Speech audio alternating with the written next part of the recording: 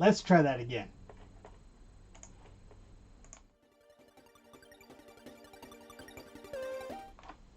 Hello, I'm Steve and welcome to another Mac84 live stream. My goodness, do things not want to work today? Oh boy. And there was an echo. Hopefully that echo has been extinguished because I am not having it today. Oh boy, oh boy. Yeah, this has been fun. This has been fun. Hope you guys are doing okay. I know Mike just streamed a little while ago. So that was good. Hey, Mike. Mike's in the chat. Mike got an awesome G4 dual MDD with a FireWire 800 port on it. So that was very cool. So, my goodness, I have a lot of stuff to do today. My desk is a mess. As you can see, there's too much stuff on this desk. I got caps for a project. The light of my microscope keeps falling off because apparently I'm not using enough tape. Yeah. So I have a lot of organizing to do, and I have some testing to do. I have two SE30 boards that have been recapped and ultrasonically cleaned. That's why this bin is just sitting right here. So I have to test those out. I have my SE30. Well, you can't see it because this microscope is so big. The SE30 is right here, waiting to be used. Audio got screwed up again when switching cameras. Isn't that great? Isn't that wonderful? Well, if I double click on that, it says it's using the right thing. So, yay. Let's test that again. Testing. 1, 2, 3. Looks good on my end, but what the heck do I know? So, yeah. All right. We gotta do something about this desk. Everything that I try and touch with this machine is driving me nuts, and this camera mount just keeps sagging like an inch just when I don't want it to. But anyway, let's say hi to everybody who is going on and watching here today. Hello, Retro Techie. Hello, Trina, who was first. Hello, SadMac. Hello, Andrew. Is that a Macintosh 2 or Macintosh 2 FX? That is neither. Hello, Dave. Hello. Who else is here? Just scrolling down. Frederick, hello. Cullis, hello. If I said that correctly, sorry if I didn't. Violet, hello. Eric, Joe. Let's see who else is here. Scarlet Swordfish, hello, Scarlet. Thomas, I hate USB hubs just as much as you do. Eric, hello. Chris is here. And we have Jay. We have who else is here? Just keep on scrolling. Bruce, hey, Bruce, welcome. And Adam is here. Hello, Adam. Michael is here. Hello, Michael. We have Mike's Mac Shack here. We have Andrew. And my goodness, everyone just keeps adding here. But audio source seems to change. Well, that's funny because if I double click on what the heck I'm using now, USB microphone. Ha ha! It was set to the webcam microphone. Every time I touch a USB item on this computer, something goes wrong. Let me make sure the microphone is gained all the way up properly. Hopefully that's a little bit better. My goodness. Thank you, Retro Techie. I appreciate that. Yeah, I had the Yeti microphone for the behind view, but not for this view. So, okay. So I have a 2009, what is this? A Mac Pro.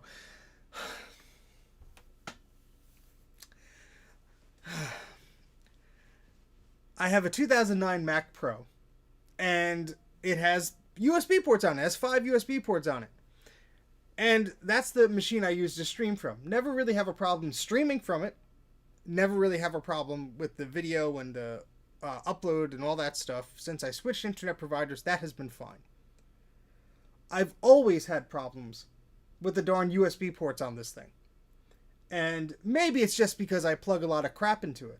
But it seems that it's very specific about what ports I plug a hub into, etc. So for example, and again, there we go. For example, I have a 4-port USB 3.0 hub. It's backwards compatible. Plug that into the front of the machine. Doesn't want to see it. The hub is externally powered, which works nice, but not when it's plugged into the front of the machine. I have this USB 3.0 card. Works nice, except the bracket for the long, the longer, taller cards is still in the box somewhere. I don't know where the heck it went. So when I use this, it's sort of just dangling about in there. I had to be very careful. So I took that out because it was causing me more trouble than it was helping. Oh, it is, Trina. And yeah, the hub has like 3 things plugged into it. One of which is a mouse, so I know that's not causing any problems. Even without the hub plugged in, my computer, when it boots up, says you have no mouse connected, even when the darn mouse is connected. So I have to unplug it and plug it back in. That's why the mouse is on a separate USB extension cable, just because it's driving me crazy. And my Bluetooth keyboards have all stopped working. It'll see it and it'll connect, but the connectivity is so poor, it's laggy and I can't type on it. And I am literally, my knee is about 12 inches away from the tower. So it's not like I'm too far away. It's just the Bluetooth antenna in these things is just leaves a lot to be desired. Oh my goodness. And yeah. So where was I with this rant? So I'm using this chunky old USB Apple keyboard, but I don't have the USB extension. So I'm like it's connected right to the monitor here, and that's like, ugh. And so that's chunky. Not all the keys go down correctly. No, I need a lot of new things. This is just getting out of hand.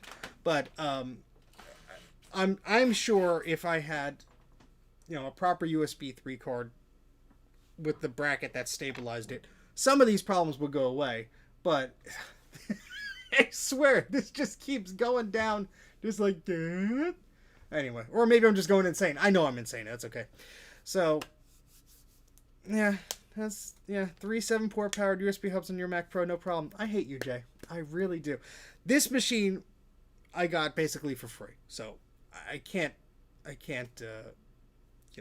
be upset about the machine itself. But I have some very strange problems with this machine. I don't know what the heck is going on with it. But anyway, that seems to be something I'll never get around to fixing because I only use this machine when I stream. When I'm not streaming, I hardly use this darn thing. Which is a shame because it has a lot of horsepower and it's a nice machine in theory. But, yeah. Anyway, maybe I'm just an idiot buying the wrong USB hubs. Duh. I don't know. But we're going to try and press on and get some things working today. I bought a Bluetooth adapter, a USB Bluetooth adapter. Apparently this one people have successfully hacked to work on the Mac. Apparently I can't use that without rebooting. So I will not be plugging this in and testing it today. And I'll probably lose this dongle. But, yeah. Yeah, no, Mike is not going to touch this machine. I've never had a good experience with USB 3 on my iMac 2011 and on this Mac. On my 2012 Mac Pro upstairs, don't really have a problem with it. Things generally work. I have a 4-port USB card in there. Maybe I should just buy that same card for this machine. I probably should. Or maybe I just have too many darn cameras and such connected to it. That's probably the thing too. But anyway. This is a Asus USB BT400. I have no idea if this will actually work on a Mac correctly. I really don't. I was just in the store. This was on sale for $15 instead of what the $17 or $18 it goes for. I thought that maybe that'll resolve some of my keyboard Bluetooth issues. And yeah, I'll give it a go. But I have to really reboot and install a Kext or whatever they call it, a driver for this thing to get that working. So I'm going to put it back in the box so I don't lose this little dongle.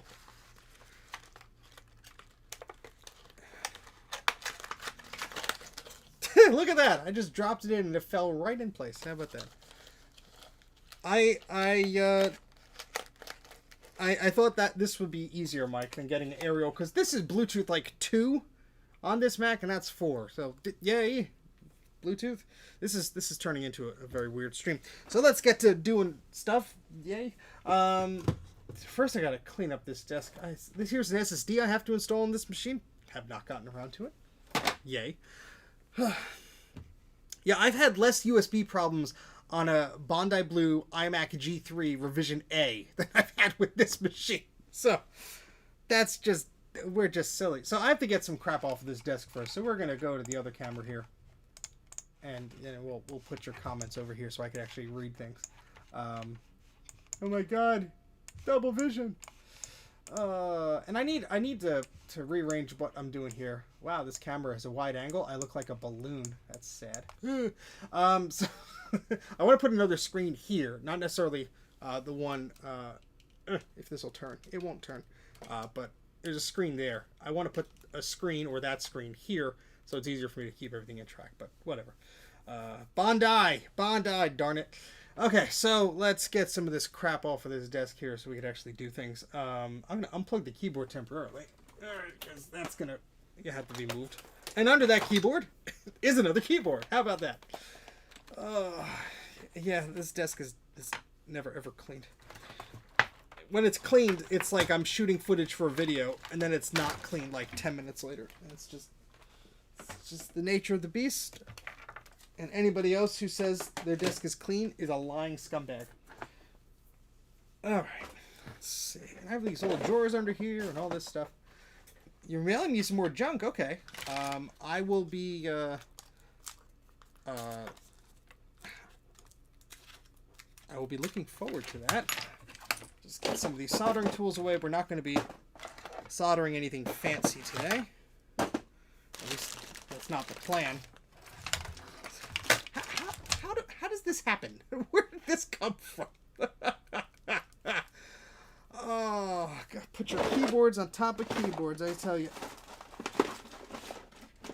Oh, I know where that cable came from. There was some weirdo. Bite your tongue, Steven. There was a interesting individual on one of the Apple Reddits, and I got a cryptic message. Sorry, anybody who thinks this stream is going to be good, because we're just ranting today, unless that's what you like. I got a cryptic email of a person that... I get a lot of weird emails, let me just say that. But this was an email where somebody didn't even tell me they wanted something. They just sort of like, just like vomited out a topic. And, you know, since I'm, you know, smart, I could read it and go, oh, I think you mean this. And it turns out the guy's like, what, 15, 16-year-olds or something like that. And it's like, oh, I got a Mac Plus. I need a cable for the keyboard. I got this to do this, blah, blah, blah, blah, blah. And I'm like, so you want me to give you a keyboard cable or something? And I happened to go on the Vintage Apple subreddit. And sure enough, the same photo of the Mac Plus he sent me is the same photo that's posted there. Except on the subreddit, he's talking about, oh, it smokes when I turn it on, and this happens, and that happens. So I respond to the guy, because I don't want to be a jerk, and I respond to the guy, and I'm like, look, it sounds like your Mac Plus has some more problems to attend to than missing a keyboard cable. So maybe you should attend to that.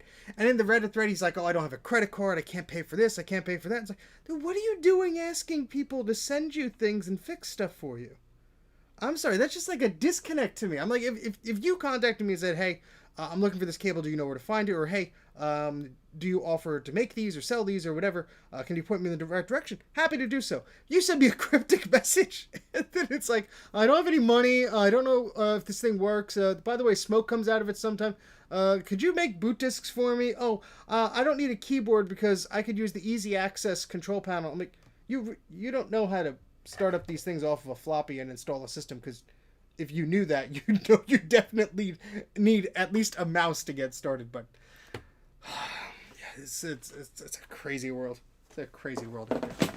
Oh boy. And let's make the chat window bigger so I could see people's responses to me ranting. Hey Ferrari, how you doing? Let's just scroll up here. Hey Thomas. Oh wow, yeah, I should clean the USB ports more often. No, nobody gets anything for free.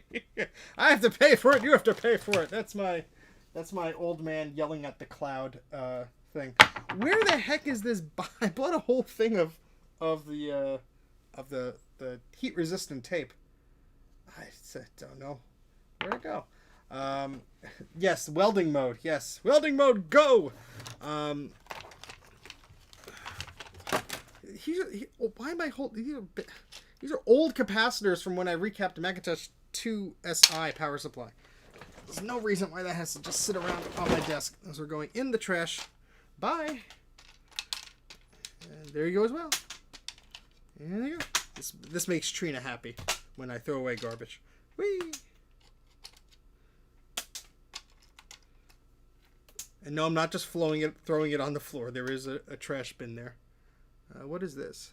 I don't know what that is. Oh, I guess if I don't know what it is, I have to hang on to it. But anyway. Oh, boy. This keeps getting better and better. Yeah, that sounds like an excellent idea, Adam. And then he'll probably sue you somehow. That individual's a weirdo. Alright, let's see what we got. Alright, this is here.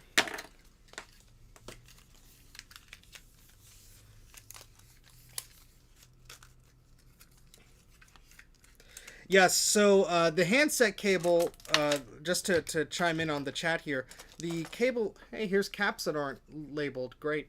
The handset cable that you would use for a telephone is actually twisted. So you have, 4 colors, I forget what it is, but all the colors are twisted on one end compared to the other. It's not a straight through cable. So if you're using it on a Mac, you need to at least twist around those cables, otherwise you'll run into issues. Trina, my goodness! Thank you very much for the super chat. Eep! I'll either rant more or rant less. Whatever you're deciding tonight. Thank you very much for your support. That's greatly appreciated. My goodness. Let me move the chat over here so I can actually see it larger because I'm blind. And then so I can actually see the views of what I'm looking at. Alright, so here's my floppy emu. Is that an emu noise? I don't know. We're going to put that in the drawer here so we don't lose it. Here is a quick cam. This is a Connectix quick cam, the first webcam. It is black and white, and it has a bunch of caps that need replacing, and I have to order some because they are very specific, and I do not have them in stock. So yeah, rant away. Put it to it's a new Mac Pro.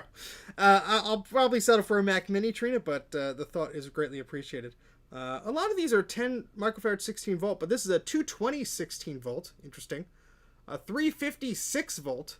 I'm sorry, 336 volt. So, yeah, that I need a bag. Like a Ziploc bag or here. Some old packaging material. Keep all the pieces together.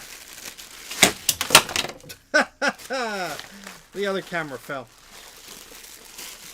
See, I would love to get a color quick cam, Adam, but whenever I see them, they're silly expensive, and I just can't.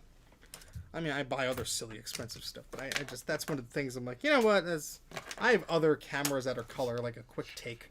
I don't need that one as a color. I don't need it. I'd still want one, but I'm not going to pay the silly prices people on eBay want. But, oh boy. All right, well, we're getting some progress here. This microscope is just ginormous. Which just doesn't really help matters, but the USB floppy drive that should stay up here.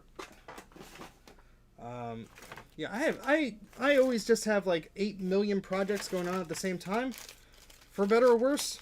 And I mean, I'm not saying I'm unique in that. Everybody has that going on, but I'm trying to figure out what I'm doing for the Vintage Computer Fest East. Did this just break off of that? No, hopefully not. Oh my goodness, it did. Hold on. What the heck, man? That just ripped it right out of the plastic. Well, that tripod's sturdy. So the bottom of this webcam has a little mount. And this is a tripod meant for lighting, so it's very secure. It's not meant to tilt or pan.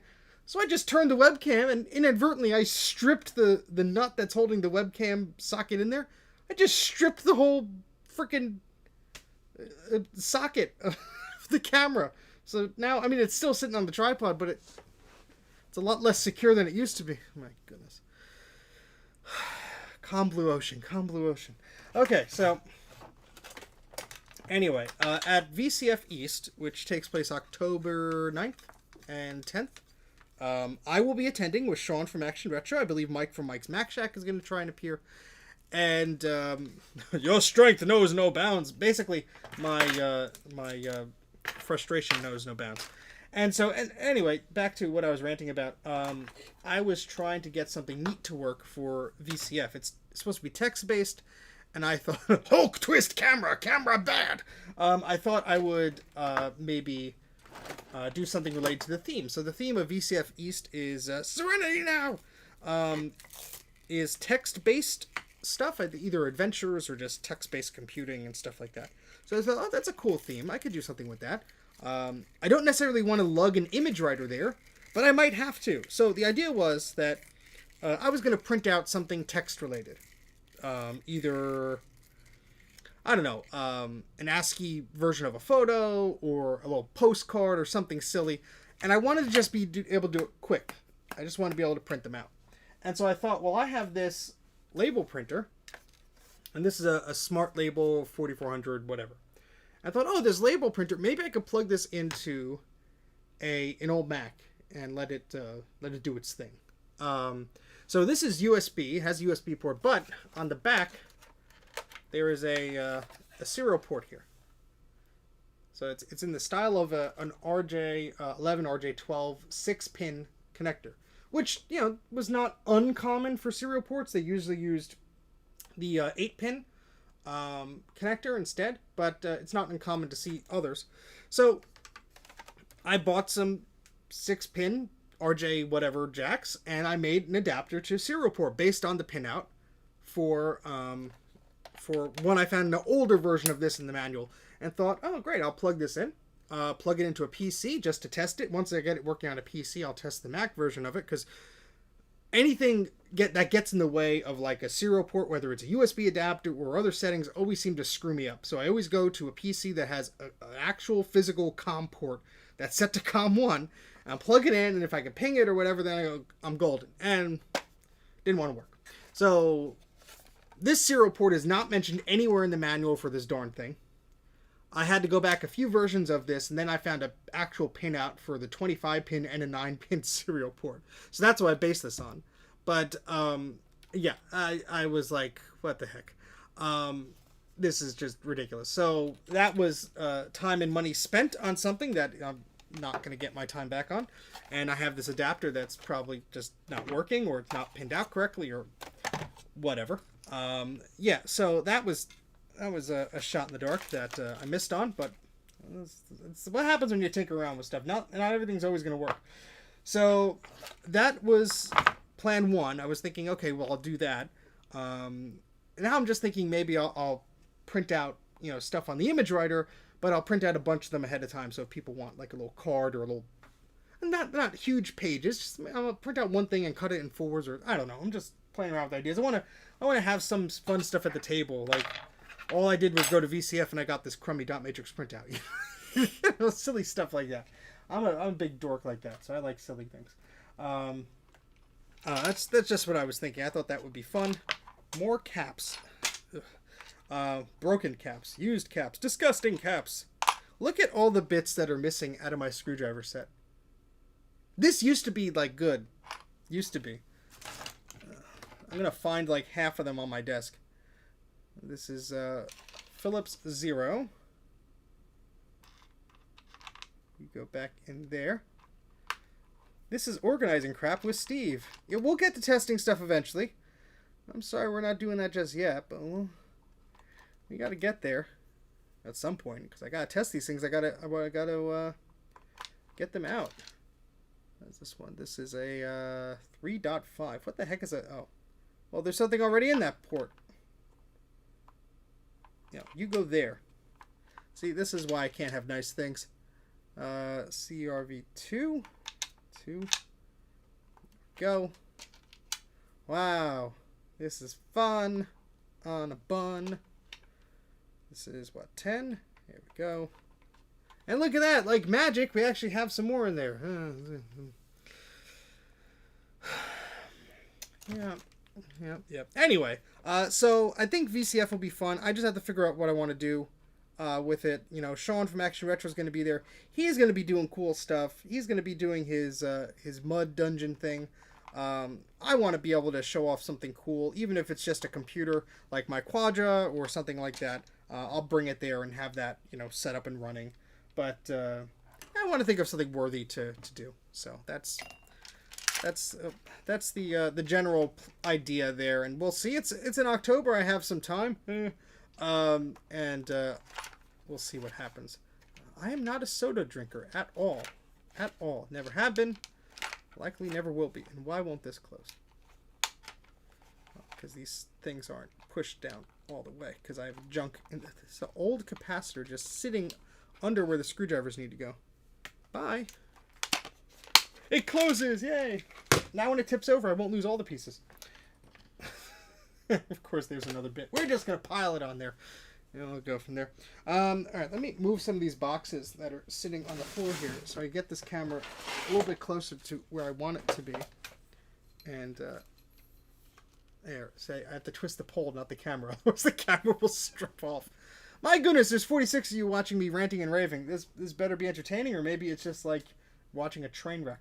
Alright, anywho, let's continue to move these things where they should be. My soldering tools. This goes in the connectors bin. By the way, the connectors and adapters bin is overflowing. So we're just going to shove everything back in there and close that as best we can.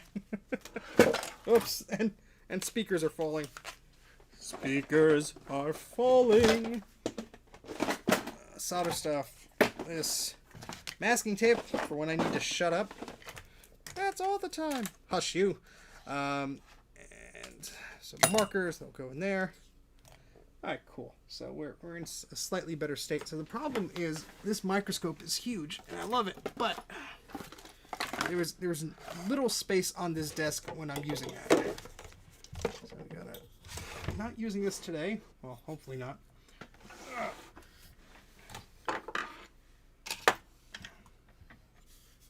This is actually all tilted the wrong way.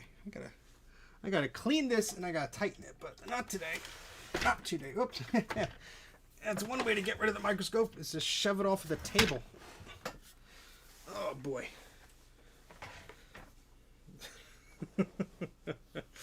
Okay.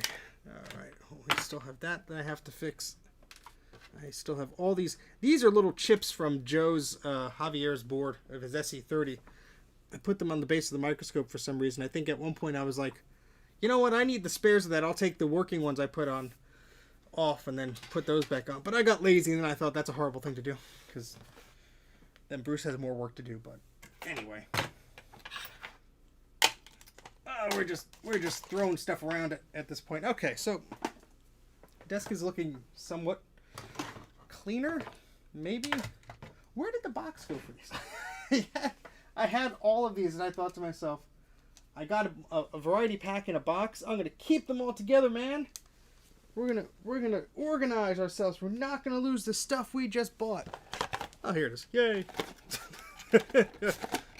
Success! High quality tape. Better be high quality. Alright, so that box of tape can live right by the floppy MU. And I said that out loud because I'm gonna forget to. Alright, cool. So this little printer can hide over here. It really goes over there, but I'm not cleaning up that much today. I'm just cleaning up so I can put some stuff on here so I can test some things. I have 3 boards that I have to test today. We'll be doing just that. And look at that beautiful LED light. I'm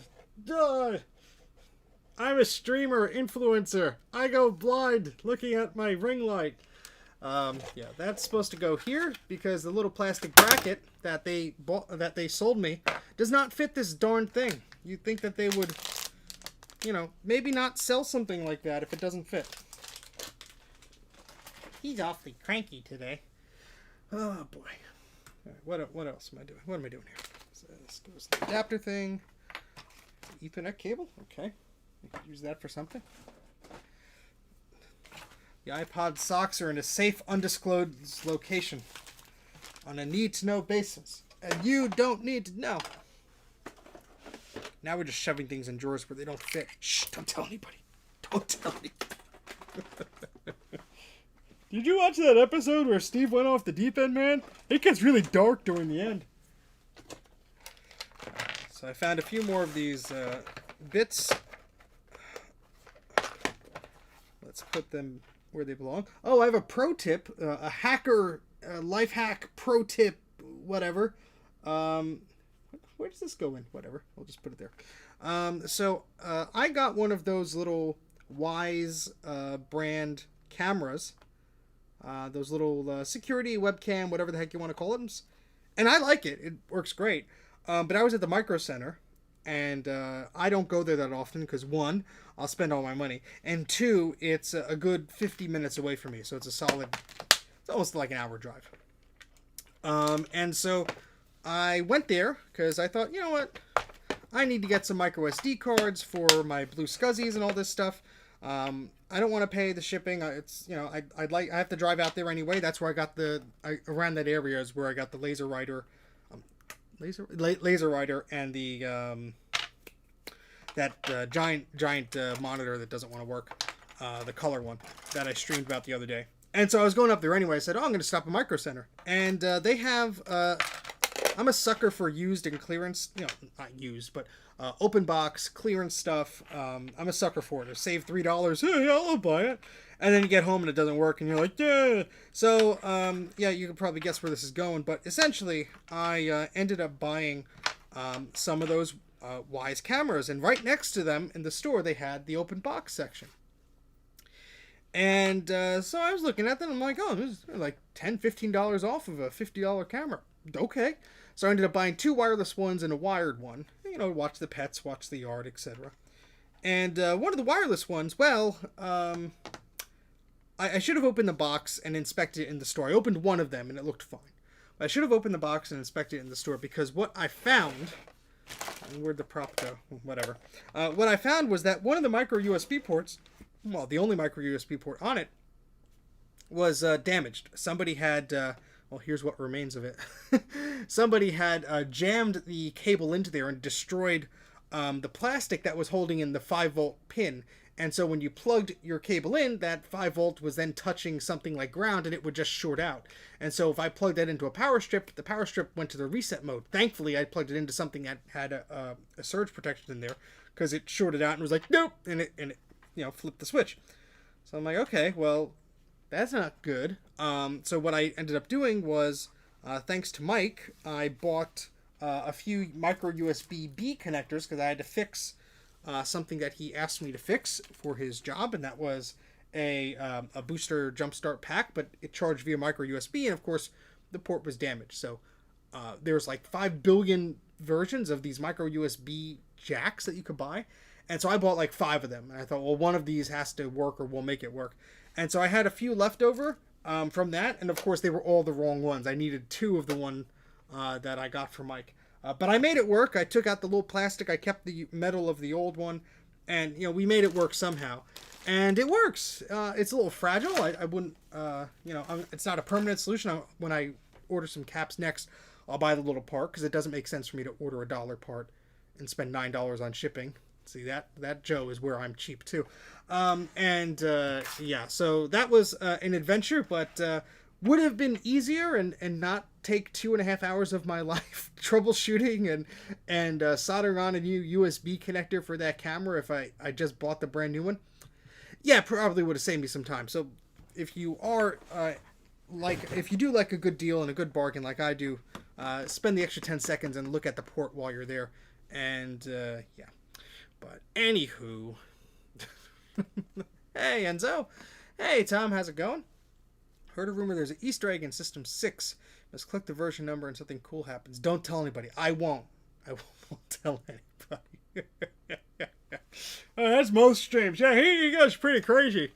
You ever see that one with the Quadra? Yeah, he almost jumped out of his skin. All right, so we're just gonna pile things on the left side here, and that's just gonna. Don't worry, that's clean. That's clean. Who am I talking to? There you are. All right, so let's test some stuff because I gotta get these things shipped out. So I have 2 Macintosh SE30 boards, and I have a Macintosh 2CI board that I have to test. They've already been recapped. They've worked before. I've just ultrasonically cleaned them, and I just want to test it. I lost the clone bidding, unfortunately. That occurred this morning. I woke up and I had my sights on it, and somebody outbid me. But I know the seller said he had another board, so I contacted him and said, hey, Could you sell me the other one? I'm willing to pay this, basically what the other one went for. And we'll see if he comes back or not with a reasonable offer, because if I could buy a broken, like, 7500 board or something and just solder off those connectors and desolder those connectors, rather, that'd probably be cheaper than the $100 he wants for that board with shipping included. So, anyway, yeah, this clone's... actually, it's funny, so I'm about 8 or 9 pages into the clone script, and it's probably going to be around 10 or 12. And most of it is just talking about the transition from 68K to PowerPC and how that all came about, the behind-the-scenes discussions, the alliance that Apple had with Motorola and IBM. And it really doesn't get into the clone bit of it until, like, the end of the video. So, I mean, there's a few little bits and pieces in there that are related to clones that I do mention and sort of, foreshadowing of what's about to happen. But there's not a lot of clones in the clone video for this part, if that makes sense. But I knew that was going to happen at some point, so that's why there are parts. But anyway, let's get the begun the Clone War has. Let me get some stuff on the table here, because I want to show you some neat things, if I may. Let's unplug this first off.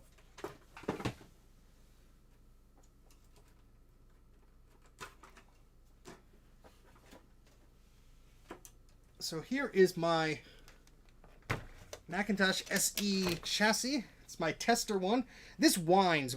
For whatever reason, whether it's bad caps on the analog board, a bad who's a what's it, it cries, it whines whenever there's disk activity. Whether it's on the SCSI bus or the floppy MU, it just goes like...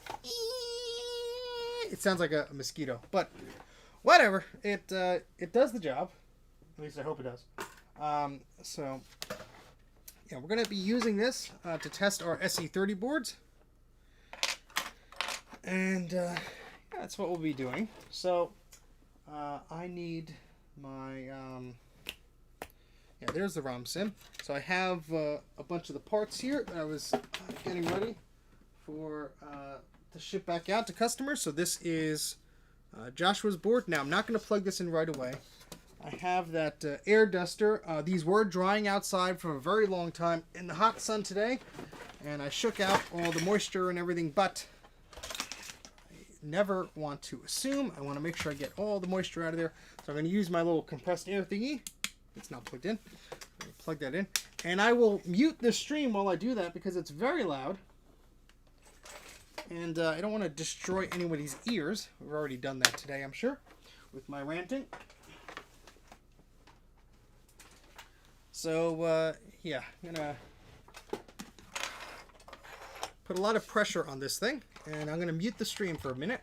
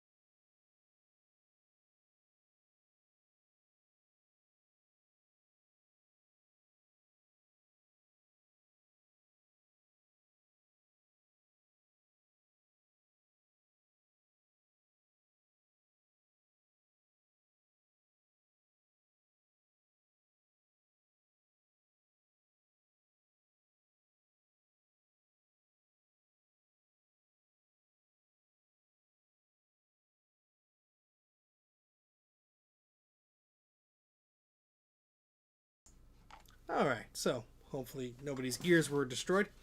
And so, yeah, this was cleaned in the ultrasonic cleaner, and I dried it outside.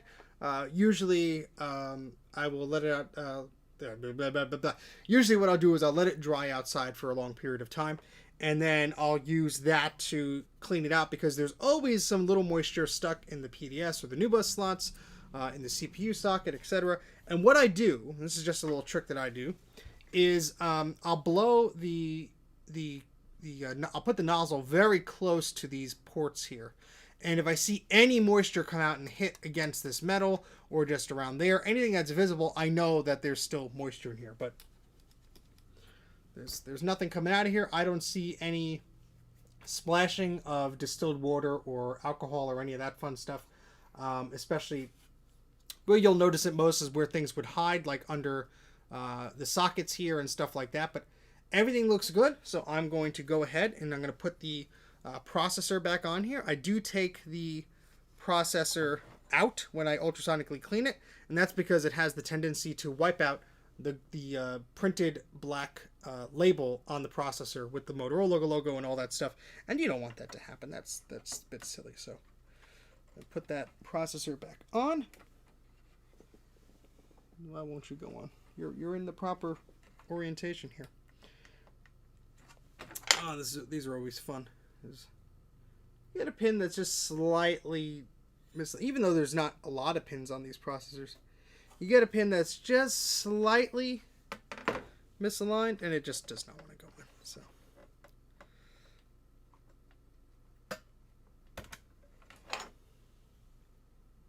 yeah, it's just slightly. So I'm gonna just very gently use a memory module here because it has a flat edge, and just apply a wee bit of pressure just to make sure everything's happy. You want to do this very carefully. And I'm not showing you how to do it on camera because then it'd be like, I followed what Steve did and he broke it. And I broke it. Yeah. I know there's probably a slick 3D printed tool that Bruce has made specifically for this type of processor. Wouldn't surprise me. He's clever like that. He's a clever folk. But yeah, I don't have anything that fancy. The tolerances of this actual CPU though is not as bad as like the newer ones where newer I mean like Pentium 4s and stuff like that, where it's like, yeah, you gotta make sure they're all correct and perfect. I mean, these ones, you have to be a little off. It's gonna be annoying, but it's not gonna hurt anything. All right, so hey Joe, we were just talking about how cheap I was. Not that it's a competition, or maybe it is. All right, so this processor does not want to go back in that socket, and that's always fun because, you know, oh boy, because you know you don't want to put pressure on the poor processor and break the darn thing. Because it's not mine. I don't want to break it. It's the customer's. So we're gonna be very gentle with this.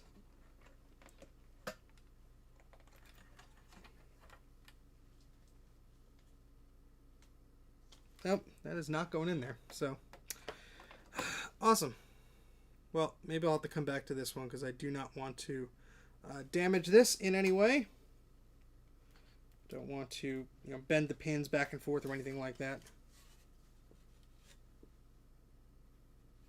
Yeah, that doesn't want to go in. All right, well, we're going to try the other SC30 board. I will pry that out carefully another time. But I have the same exact board here.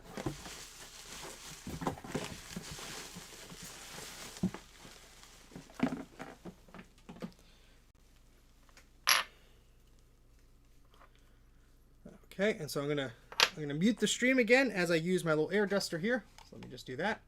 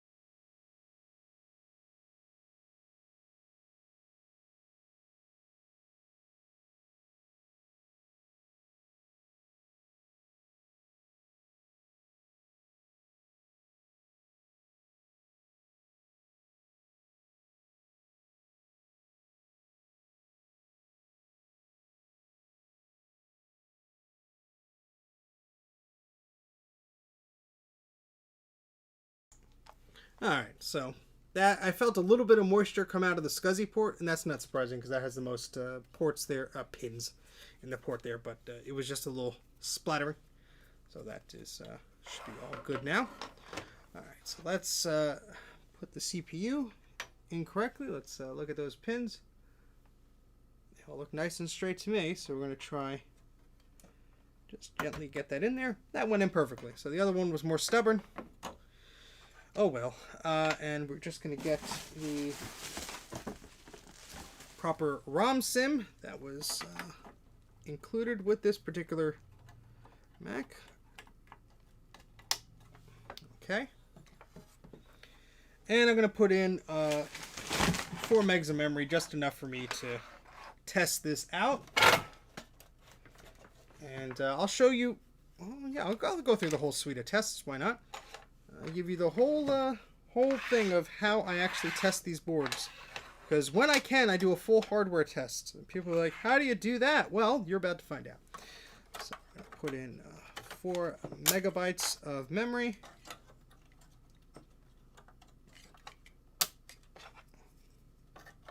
But Steven, why don't you pull in all the memory?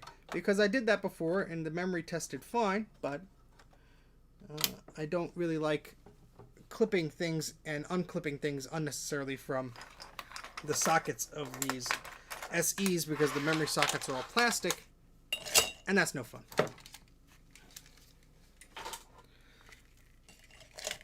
Okay.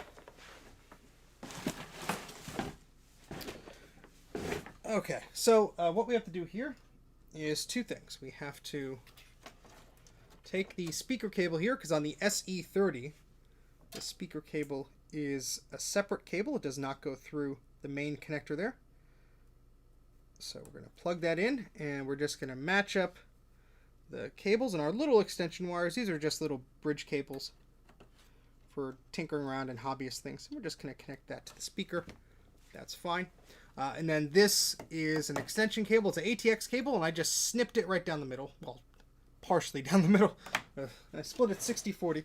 And that's just going to help us plug in to this board without it being plugged into the machine, which is very helpful when we're troubleshooting things and when we're testing things. So I can have this here, but I can actually have the board oriented like this way, which is helpful if I want to plug things in. So that is what we'll be doing today, because I have to plug a few things in here. And it's always fun getting these cables to like just sit perfect. And I wish this cable was like 2 inches longer, but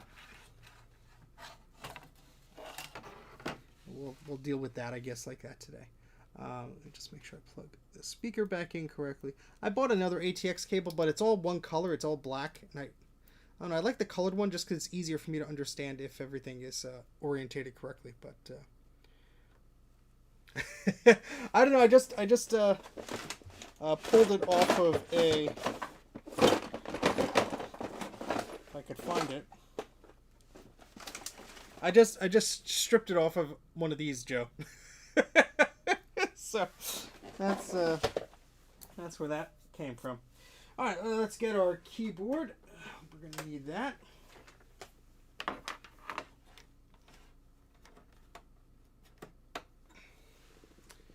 we're gonna need an ADB keyboard, which we got here. The starstruck moment. Oh my god, we have the same wires. You bought the cheapest one on Amazon too? So did I. Oh, now the camera's pointing too low. Alright, so we're going to give this a test, Rooney. I'm going to get my blue SCSI, which I think is freaking fantastic. I love the blue SCSI. Blue SCSI is love. Blue SCSI is life. And we're going to plug that in right here. Now, we're not going to boot off of it because I think it has 7.5 on there. And there's no way I'm going to stress out this poor little Mac of booting to 7.5 all on its own. And I'm just going to plug in my floppy emu, whatever you want to call it. And we're going to make sure it boots off of a floppy and sees the hard drive and stuff. So, okay, Are we ready to turn this thing on? We would be if we had a power cable. Says nobody. Alright, let's move these boxes around so we could actually get the camera where it's supposed to be without stripping the tripod mount of it again. This is what happens when you're doing stuff. Alright, so what are you talking about, Steven? Nothing. Absolutely nothing. Blue scuzzies. The best scuzzies. Alright, we're going to plug in this SE30 and power it on. 3, 2, 1. So that's a happy sign.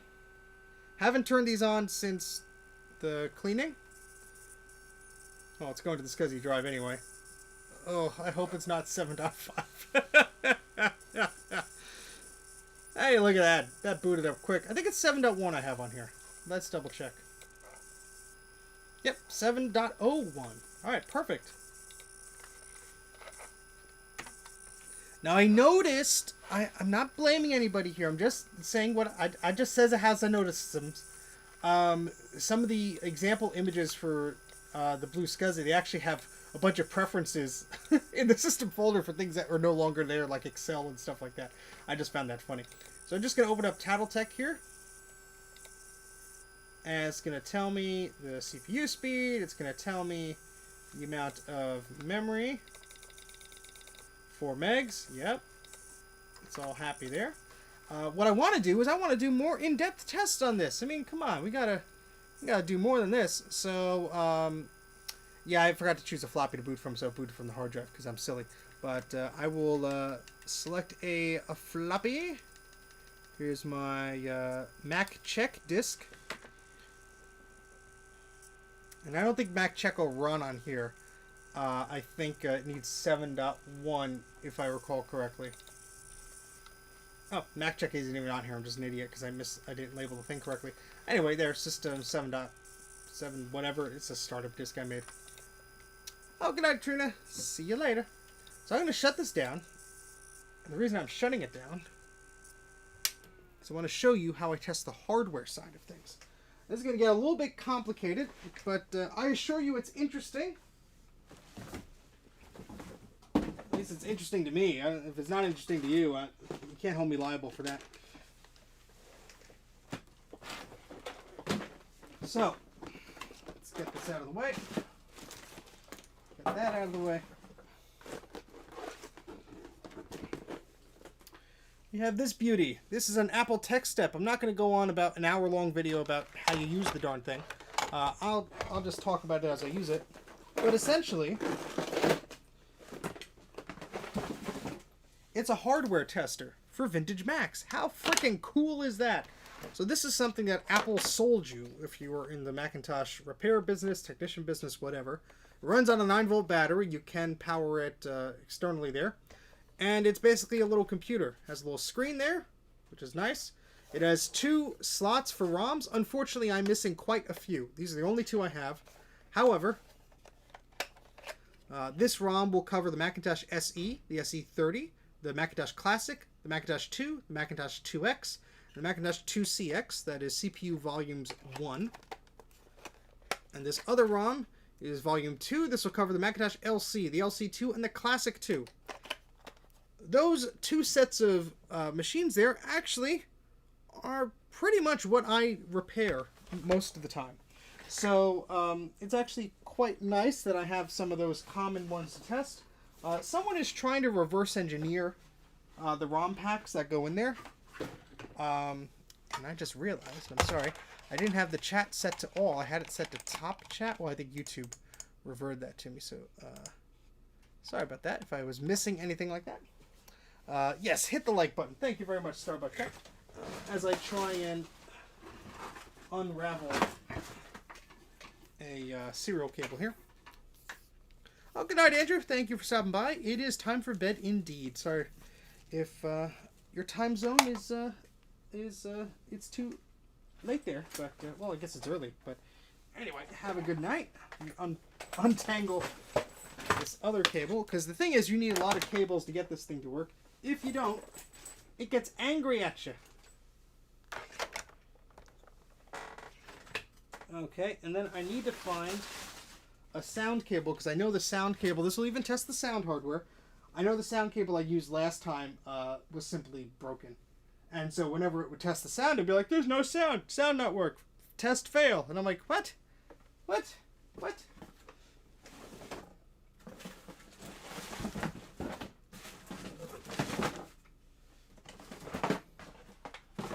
So these Apple Tech Steps go for a lot of money. Thankfully, I didn't pay a lot for this at all. I paid $25 on eBay about 10 years ago or something like that. And I'm very glad I did. I just bought it because it seemed neat. But they go for stupid prices these days. And I mean, for me, if I really needed one, I guess I would pay that. But it's a lot of money. A lot of money. The guy who designed that posted an Apple promo video. Oh, Frederick, do you have a link to that? Or tell me where it was posted? That's neat. Is that like one of those like how to use like training videos? I think I've seen that one. Here's the audio cable I was looking for. Alright, sorry about that. We need a lot of setup here. Okay. Never liked Macs, but I love watching you, Action Retro, Agent Black, work on them. Well, thank you, EasyMac308. I think that's a new name I haven't seen around here before. I appreciate it. Look, I grew up with these machines, just like some people grew up with PCs. So there's a certain fondness and nostalgia I have for them. I'm not saying that everyone has to like them. I just find them interesting. And I think there's a lot of neat stuff you could do with them that you could not do on other platforms. And that's, you know, comparable to people that love the Amiga and the Commodore and all that stuff.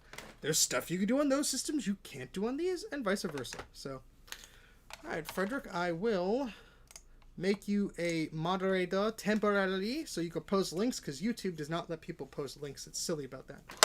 I'm going to unplug the Blue SCSI because we do not need that plugged in here. And actually, how this operates is through SCSI. So I'm going to talk a little bit about how this works as I plug everything in. And actually, I should move some of this stuff.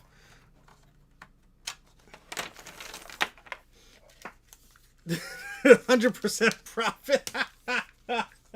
Nice try, Tom. Nice try. Nice try indeed. Let's do this. Let's set up that there. And I'm just trying to move my stuff around at the desk here.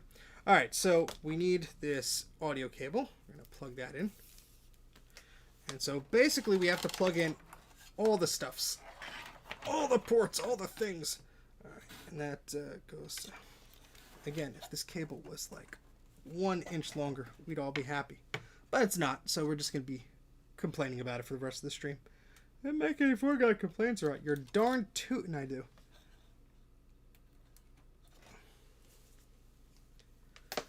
Stefan Martin, and he's a terrific guy. Do you know what group he posted that thingy in? I don't have my keyboard connected to the computer, or I would screenshot what you said. But you drive a hard bargain. 3. Oh boy. All right, so we are plugging the audio into the speaker out jack, and this has a bunch of ports on it. We have to fill up all of them essentially, or the tests will fail. So we gotta. This one did not come with cables. Apple had official cables that were all nice and long and labeled and everything. No, I didn't get that with mine. Maybe that's why it was so cheap. This was well before people were insane with their Macintosh pricing. So we have 2 ADB ports on this Macintosh SE, so we have to plug in both ADB ports. A cable to both of them at least. That's what I'm trying to say. And this basically plugs everything in except the floppy connector. It doesn't test that, but we've booted from it, so... Well, we plugged a disk in, and I booted from it before, so we know that does work. And I believe that's the modem one, so we're going to plug the modem one there. And then that just remains the printer cable. I told you there's going to be a lot of cables.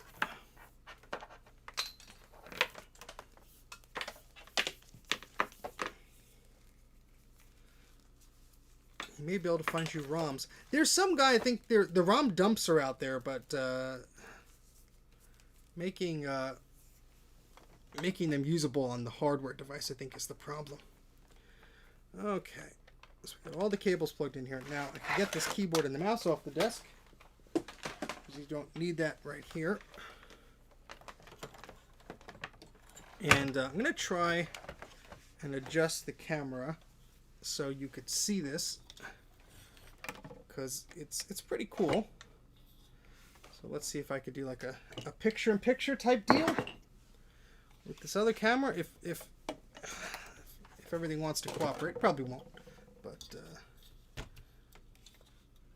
oh, you got a Mac SE case there, Adam? Or are you just getting very adventurous? Okay, so let's try and do this. Okay, and I'm gonna need something heavy on the end of that. I'll put an old hard drive. There we go.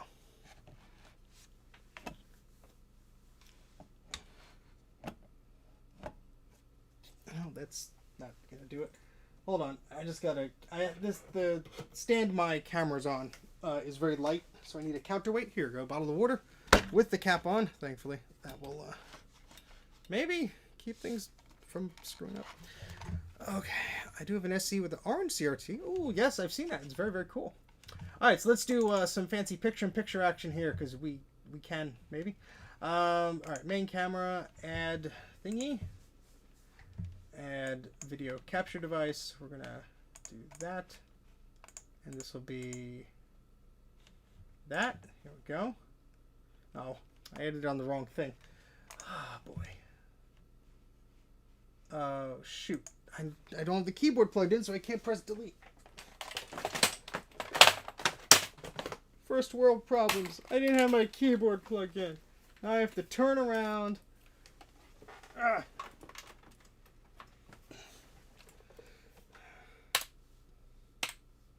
Oh, come on.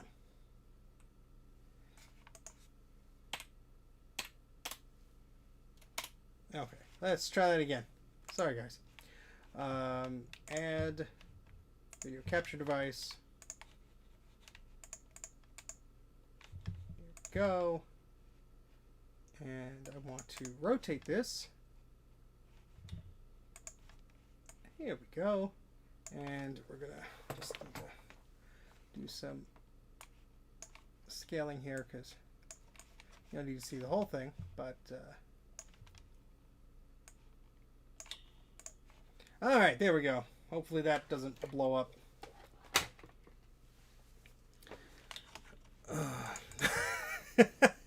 Thank you, Adam. I know I have some somewhere. Jay sent me some. I just have no idea where the heck they are. Oh boy. Yes, it's a diagnostic tool, so taking a screenshot of what Frederick said so I can come back to it later. But okay, yeah, so this is a diagnostic tool. Very cool. I'm going to turn it on here. And you said it says, see it says ROM in slot A, and it tells you the ROM. And it tells me what machine to select, so I'm going to select 3. That's classic. That's the SE30. I can't turn the machine on. If I do, it's going to basically tell me to restart it. But hopefully we get a good understanding of what's going on here. So if I press power switch, it's going to say the power supply is off. If I turn this on, you'll see that changes. See? Actual is 5 volts, normal is 4.8, so that says it's okay. So if I go to test mode, it's going to say, please turn off the CPU. So if I turn off the CPU, it's going to say, please turn on the CPU. So I'm going to turn it on. I'm going to terminate the SCSI bus because there's nothing on the internal drive there. Did you just turn off? What'd you do? What happened? Sometimes it gets unhappy. I think the battery died on this. It's a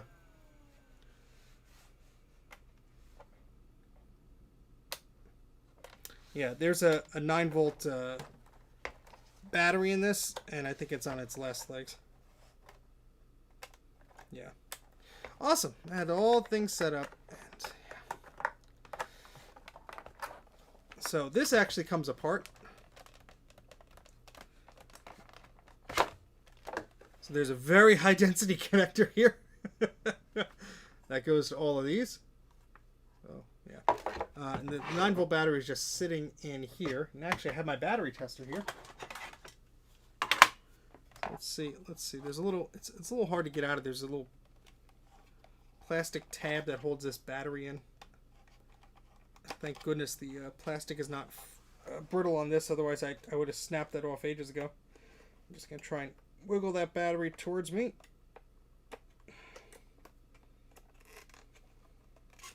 And yes, there is a power adapter for this. I do not own it, and I saw one on eBay, and it was silly expensive. So I didn't buy it. All right, let's try this out here. So dip-a-dip-a-dip, so the minus is there. Really? Come on. Yeah, it says it's good. Sometimes I find I just have to like unplug and plug this stuff back in. I think, I don't know, this might have capacitors in it actually that might be going bad. I never thought about that. Got to recap the tester unit. That's not going to be fun. Anyway, plug this in. Let's see if it turns on. Yep, it does. So, I don't know what was going on with that. Sometimes maybe it just gets confused, or, I mean, who knows. So let's plug everything in again. We have to remember which port is which. I believe this was the modem one. Here we go. That's the printer port. Got the SCSI port here. I'm just using an iOmega zip cable. Doesn't really matter. And then which one? The ADB ones I always get confused. This one's plugged into which? That's the second one. I don't know if it necessarily matters. It probably does. So I'm just going to put everything in where it should be. All right, now let's try and seat that perfectly under the camera again. Hey, how about that? All right. Oh, good night, Thomas. Oh, I'm sorry. Who's saying good night? Oh, good night, Retro Techie. Take care. All right. So let's turn this on again. We're going to select our machine. And we're going to go to the test mode. It's going to say turn it on. Terminate the bus. CPU is powered on. Initiating test manager mode. And we'll see a SAD-MAC come up on here. And that's the only good time when a SAD-MAC is good. Communications established. CPU is in test mode. So we're going to go to logic, which is number 3. I'm going to do all tests. And let me make sure the camera's as close as can be here, because I want you to see how this is going on. And this is like a reflective screen here. So I just want to make... It turned off again. What the heck? There might be a loose connection with this thing. It's been doing this to me.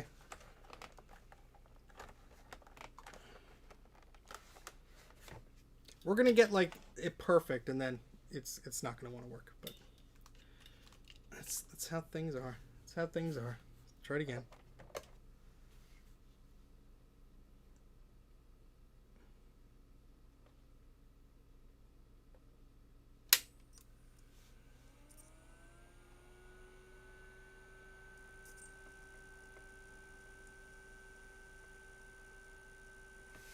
Yeah, see, something is not...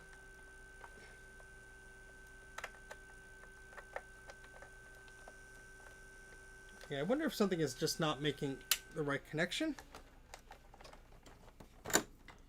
Or maybe one of these cables is bad. That could very well be the case.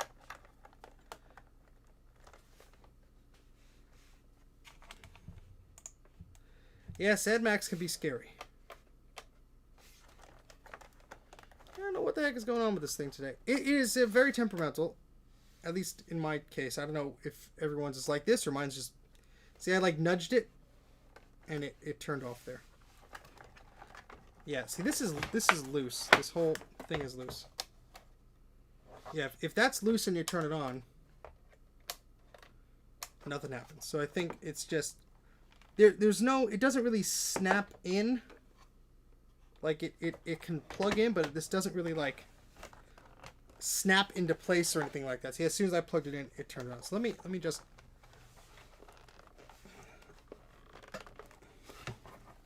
try and get that in as firmly as possible. And we'll just have to keep our fingers crossed as this goes.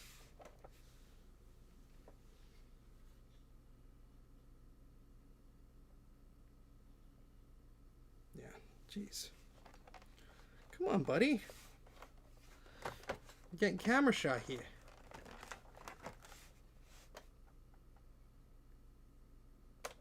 This is very strange. Oh boy. I mean, I don't know if it's just a power issue. I mean, the 9-volt battery tested good. None of these pins look bent or anything like that. Who tests the tester?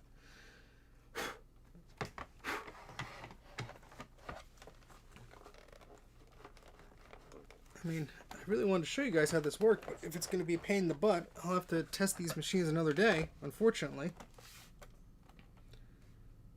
Because I unfortunately do not have that much spare time to mess around with this stuff right now. I don't know if the power to the SE is killing it, because it's like, turn it on. It's almost like when it's plugged into the SE, it doesn't like it. I don't know if there's a... I wonder if there's a fuse or a power thing that's causing this to go funny. And it just dies on me. Huh. Oh, boy.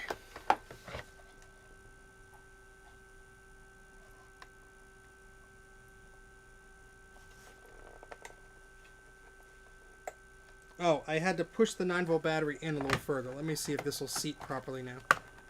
Oh, yeah, there we go. Jeez. Sometimes it's the simplest little things, hopefully. Let's go into SE30. Test manager mode. Yeah, it's very strange that this is turning off when the SE is turning off. That is a little bit concerning. Oh, gosh. There better not be something wrong with this board, because I've looked over this board a lot, and I thought everything was resolved. Let's try taking out one of these ROM modules.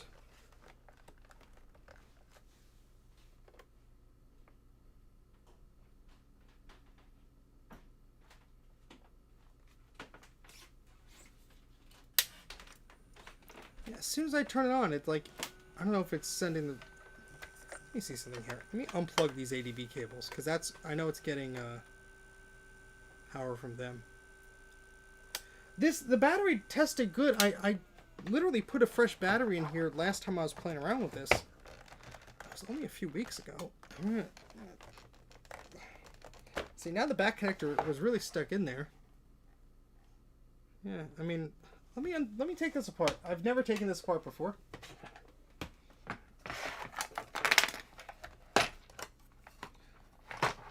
But I am curious if there's a connection that is loose inside, because I've been having trouble with this on multiple machines, not just this one. We'll, I guess we'll keep that close view there.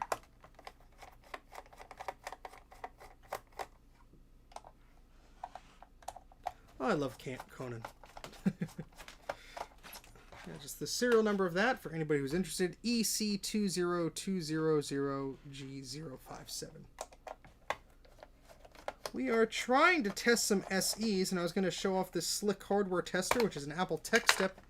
It didn't want to work, so we are taking apart the Tech Step to see if I could find any faults inside, because it keeps turning itself off or just acting silly. And who knows, maybe there's a short in the board or something that's causing this to be like, I'm not doing that. But I've never taken this apart before either, so let's take a look-see of how this is put together. So just bending some plastic delicately.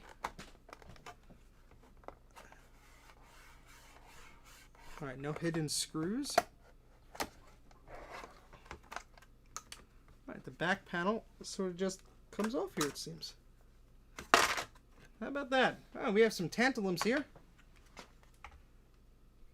So that's nice. It's called Black Box.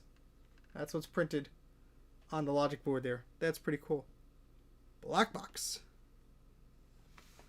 So we have the two connectors where the ROMs plug in here. And everything appears to be okay. We have a ribbon cable for the screen. Does this board come out relatively easily? Seems like it may.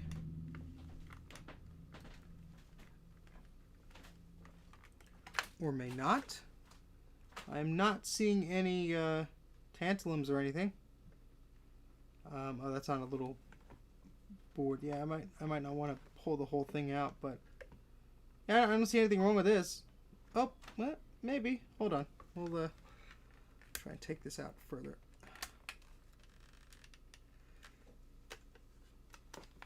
Okay, so everything is very tight in here. We have some little chips and such. Let's see if I can maneuver this. Sorry guys, this is the first time opening this. No, the LCD works fine.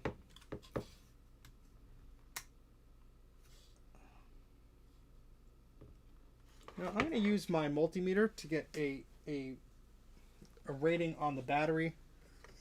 Who knows if that battery tester it's a cheapo one. Who knows if that's actually accurate? I'm just taking this thing apart for no reason. Oh, thingy, where'd it go? Here, multimeter. Here, boy. There it is.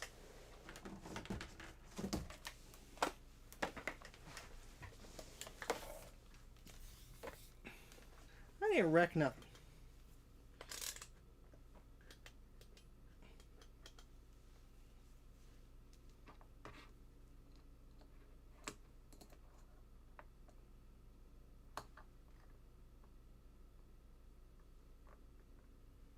We're getting 4,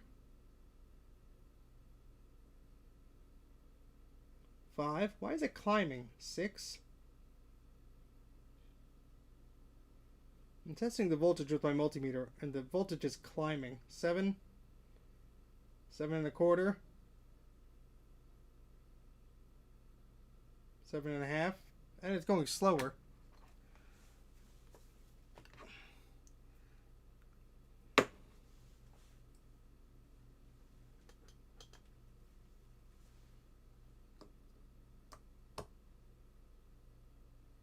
.75 volts. So yeah, the 9-volt battery may be on its way out. That's okay. I bought new 9-volt batteries. Where'd you put them, Steven? Somewhere.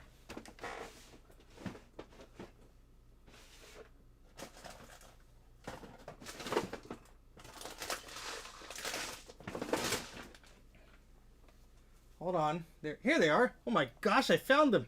Holy crap. These are only the best brand batteries. Piquel? Picel? I have no clue. Here, batteries. Here, boy. Come on, just open the package. A lot of batteries for not a lot of money. Don't worry, they won't last long, just like the crummy Amazon ones didn't.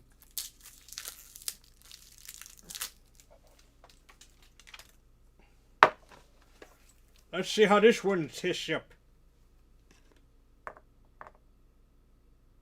9 volts right away. Perfect. Perfecto. Alright, so let's put this little tech step guy back together. We don't want to harm him. He wants to be our friend. Hello, friend. We're going to put you back together. Hopefully. Something tells me this goes in a very specific way. And I've angered the gods.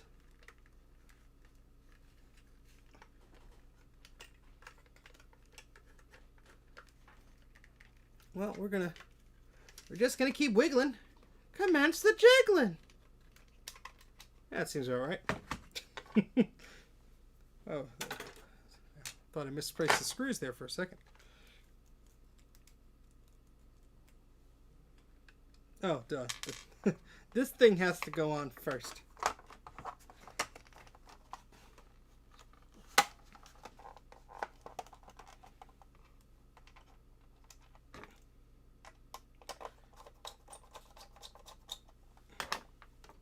Computers are fun. tried to make sure that the screwdriver wasn't going to fall off, and what did I do? I let the screw fall to the ground.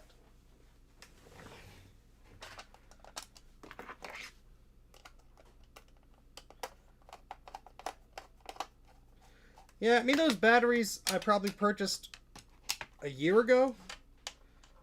And, I mean, what if I use 9-volt batteries in? The smoke detector, the garage door opener. They've worked fine. Maybe this is just power hungry. Who knows?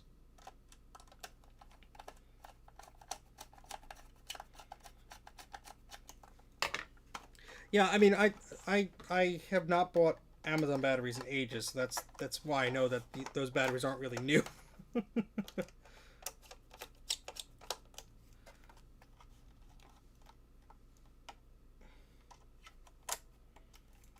Oh, the SanDisk MP3 players are actually pretty good units. I wanted to buy one a while ago, and now they're probably silly expensive if he's been featuring them on his channel. Alright, so let's pop in a 9-volt battery here.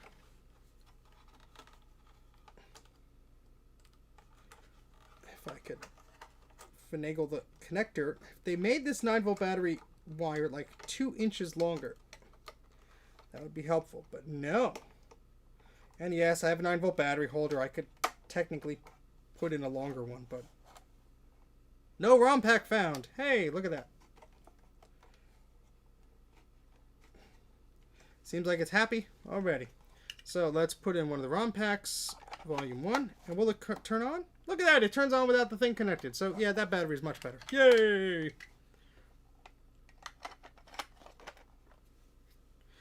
Alright, so we're gonna shove that old battery in there because I'm weird. Don't worry, I'll get rid of it. Maybe. Alright, so let's plug the ADB cables back in and try and figure out which one goes where. Alright, this one is the second one. Alright, for those of you who are fast forwarding through the live stream and not watching it live, first off, I commend you because, my goodness, thank you. Thanks for the views. Alright, and everything's plugged in and all happy again. Let's try this a second time.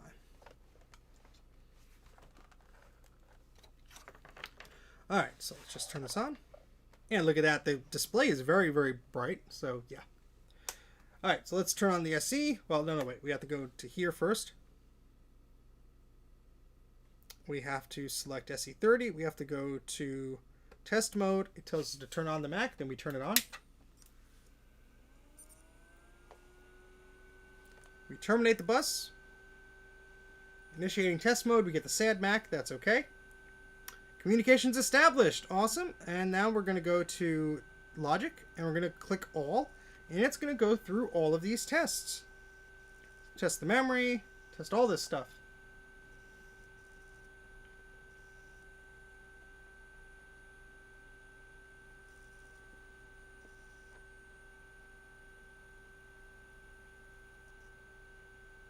Video tests. Look at that. Made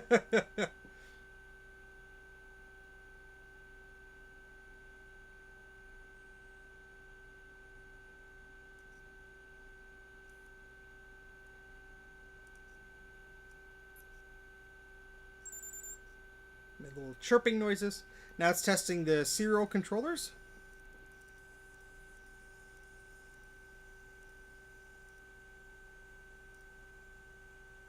Yes, it could even save reports. That's where there's an ADB port on here. So I could plug this into another machine and download the report.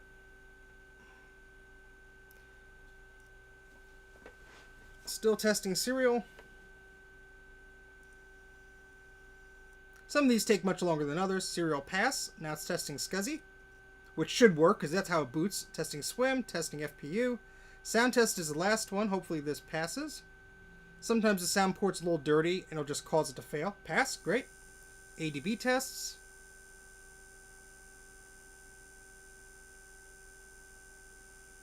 And this is why, ladies and gentlemen, sometimes it takes me much longer to test boards like the SE30 because I want to make sure it goes through the tests. And look, all tests passed. Fantastic. So everything works perfectly on this Macintosh SE as it should. Now, we do have the option here if we wanted to test a specific thing again. Let's see, we wanted to test the video, because that was fun. We could just do that again.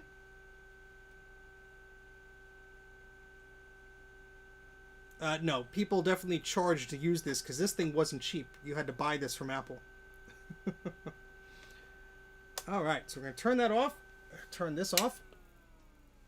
And that's great. This is all working to my expectations now.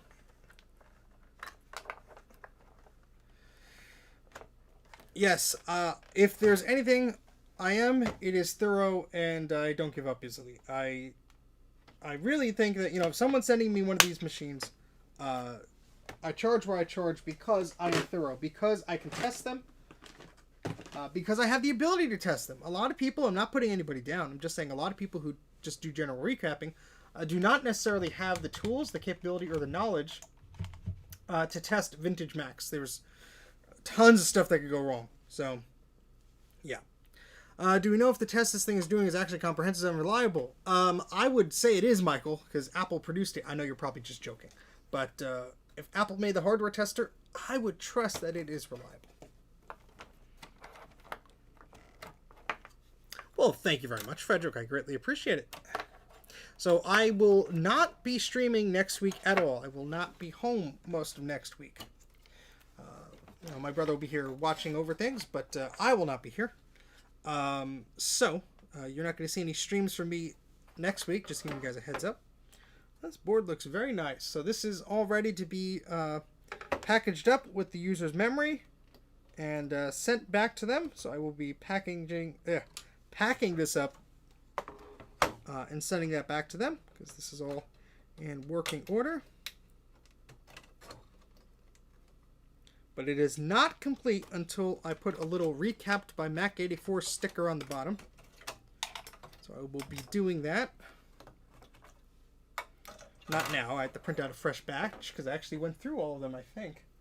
Yeah, it looks like I did. I usually keep the stickers over there. Speaking of stickers, I got these printed. The little Mac84 stickers. How about that? I'll be giving these away, having them available rather at VCF East in October. I'm going to try and find a way to post those online. I mean, you give me $1 or $2 or whatever. I'm going to give them to my patrons first.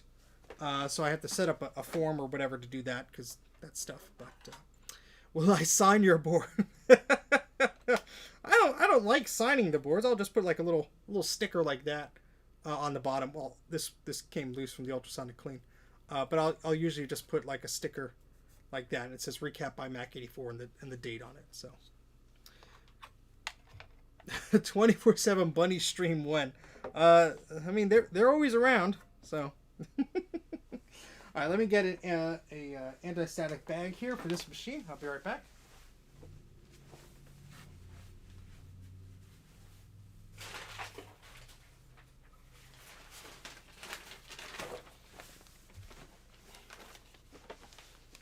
Okay, so this one is all dunsies. Oh, nice. Woz signed my Apple mouse. So, Steve, do you have Danny? No, I do not have any humans on my desktop. My desktop is usually default images or scenic imagery I've taken.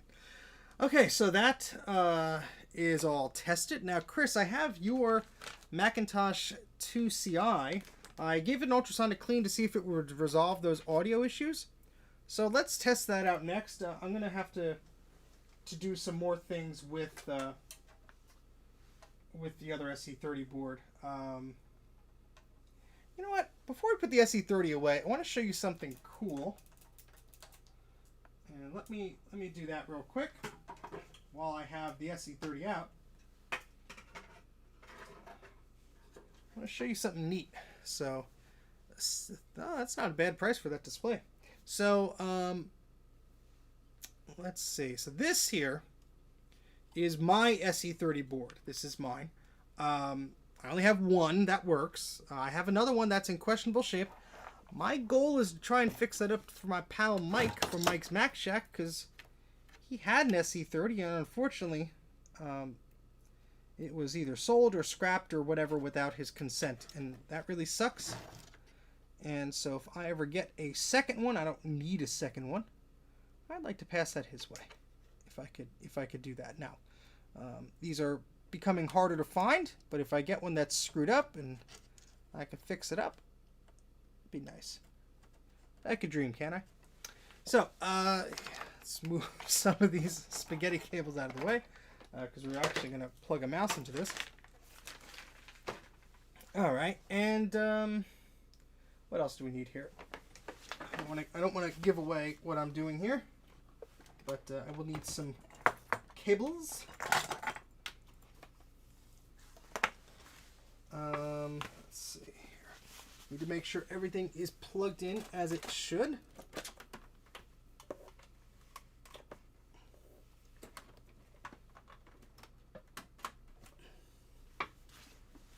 Okay.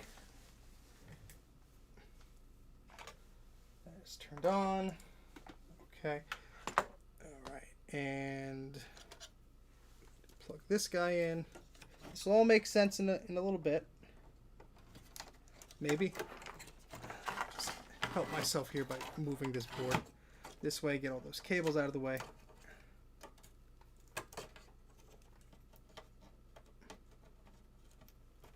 One of the screw posts for the video port is stripped, so I have hot glue holding it. Maybe you could find a more permanent solution. Sure. If it's just one of the screw posts, I might have a spare one from a broken board. I could just replace that. So that'll be no problem. Your board is up there on the shelf. I will likely get to that early July. Like I said, I'm pretty much gone next week, and July will be here before we know it. But all right, so that's memory. That is mine. I need an ADB cable. Just the one.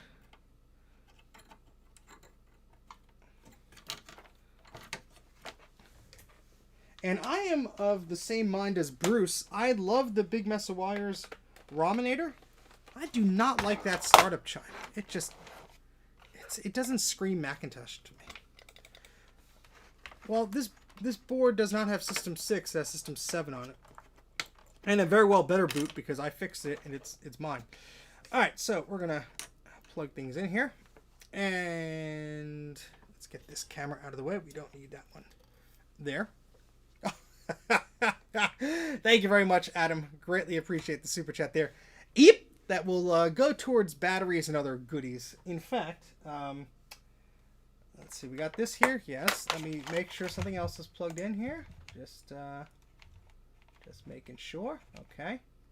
All right. And so we're just gonna make sure this wants to boot. Where's my blue SCSI? It is hanging out in SCSI land over here. And you're going to want to stick around for this.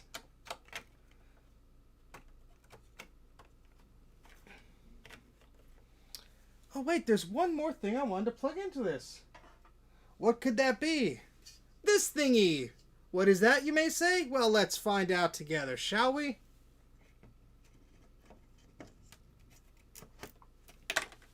How about that? It fits. That's nice.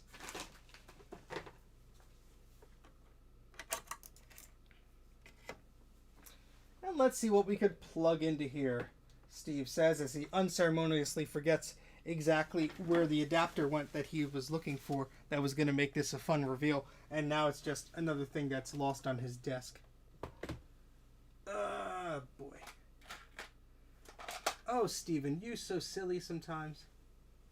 And by sometimes, I mean all the time. And not in a haha way, but in a sad way. Where the heck? Well, we have one of these adapters. Maybe this will work. 2, 3, 4, 5. Sure. Let's go that way. Oh, yeah. This is going to be fun on a bun. All right. Let's see if this wants to do anything like it should.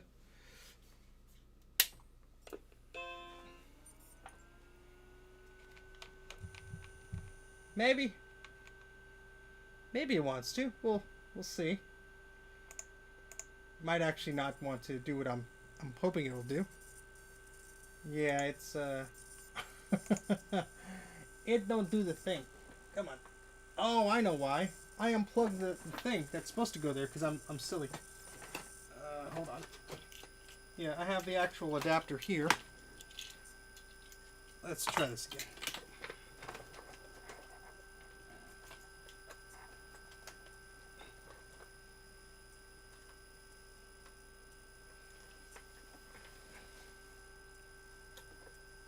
That's not it. Let's try the known working connector, he says, crossing his fingers that it is actually a known working connector.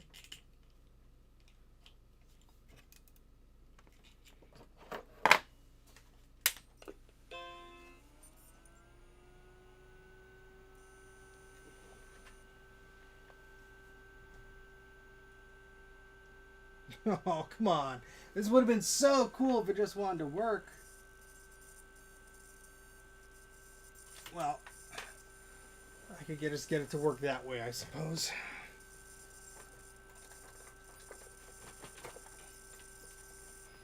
I'll just use the direct line.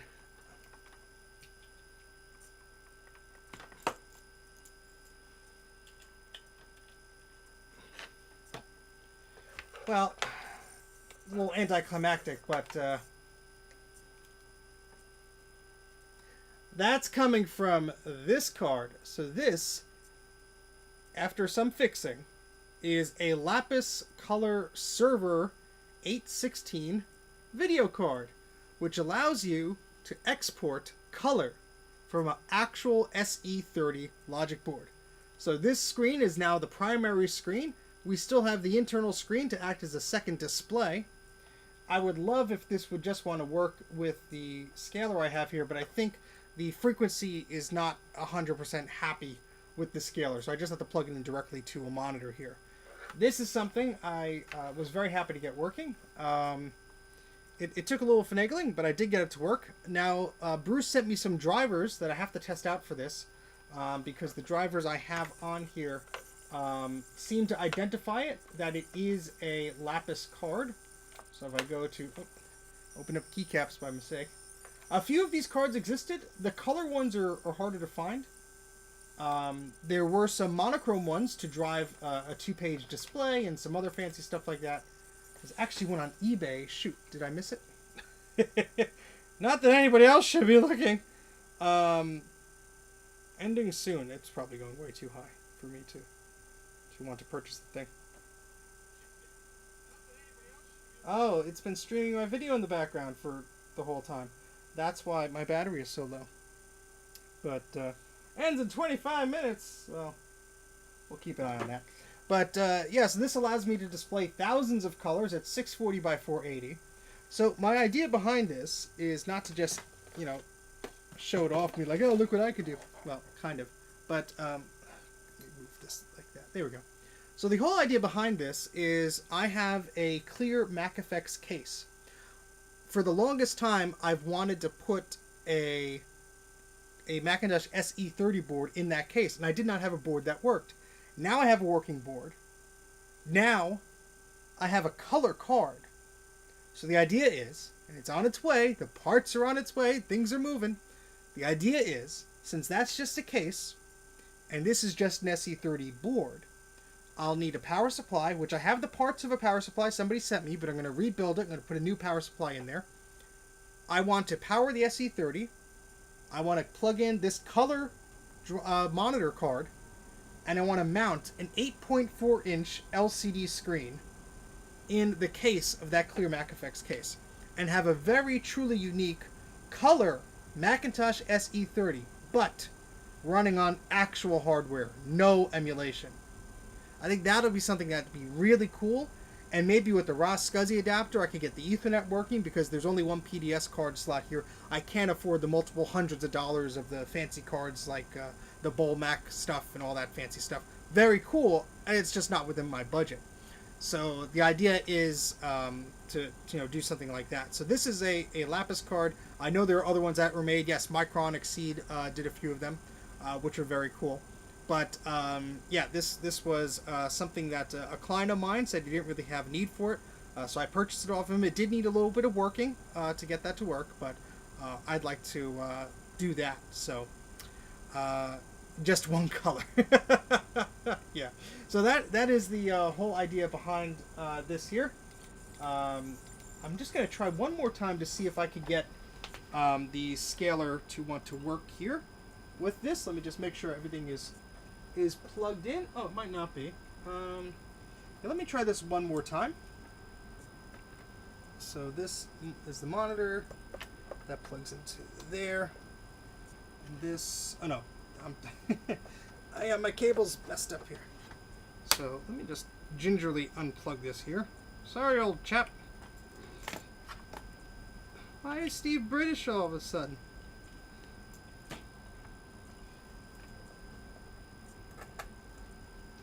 It's VGA. It's not entirely happy about what I'm doing, but worse things have happened to it.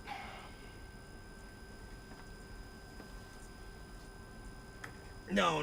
We are not going to modify any cases. Not even the Mac84 case, because I don't want to do that. I thought I got this working at some point.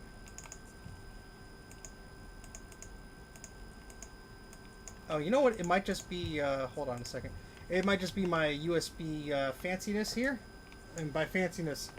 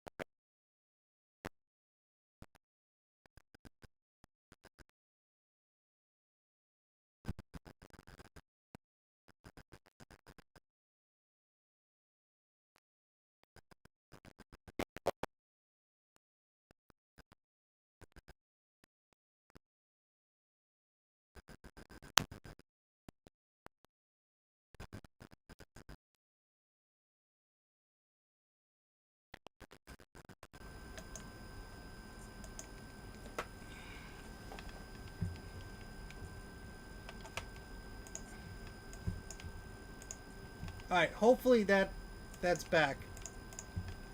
Alright, sorry if hopefully we're back. Something got screwed up. Again, USB is not my friend. When I plugged it in, everything started going. So I was going to do a screen capture of the color. It doesn't want to work right now. I'm not going to do that again because it's going to break everything again. So yeah, I'm going to just not do that again. Just power this so I could turn this thing off correctly.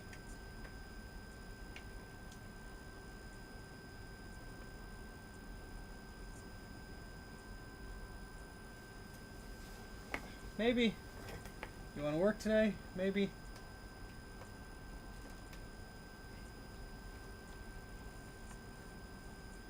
Well, whatever. It's a solid state drive, so it doesn't really matter. So let me just shut this off. That's what I wanted to show you. I wanted to show you this color card working. The robots got to me. No, they did not today. Not today, robots. Pesky robots, you. Alright, so last thing I want to do is just test another machine I have here.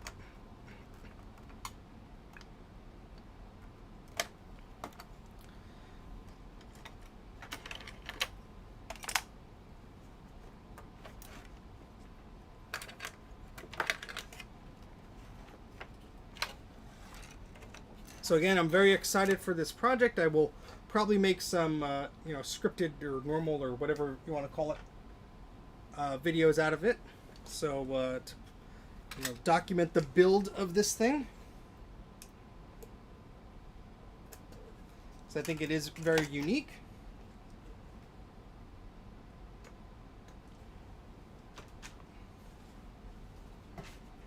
And I think it'll be a lot of fun. No, thankfully the Sad Macs were kept at bay. Okay, so let me move this SE30 to the other side of the basement so I don't trip over it. And I'll get the next Mac out that we have to test.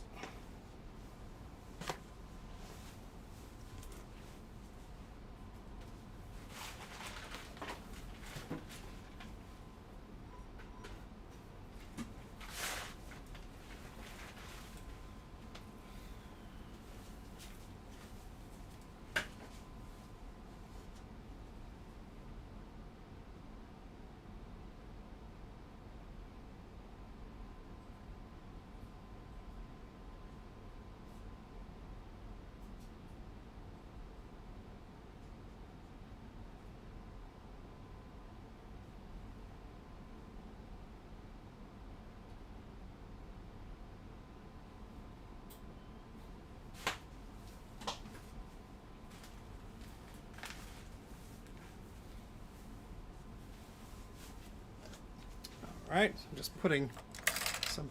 You just tripped over a Mac2X. That's a heavy board to trip over. A heavy machine to trip over, rather.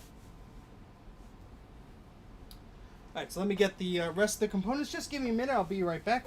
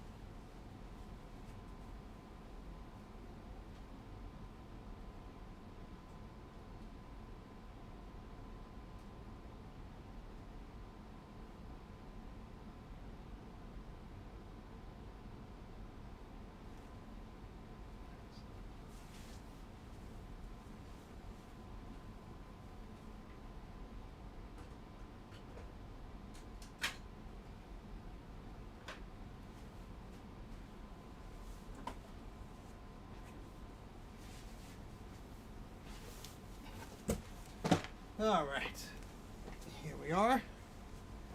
So, Chris, this is your Macintosh 2CI here. Let me just grab. Where did that go? I had a charger cable here. So my phone's pretty low. I wanted to charge. It. Where'd it go? This one work? Maybe. Hopefully. We'll find out.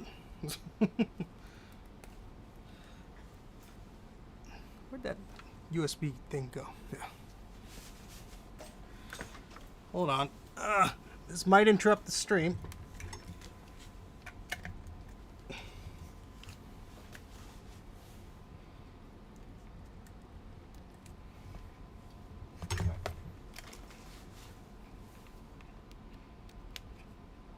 Yay, it's charging.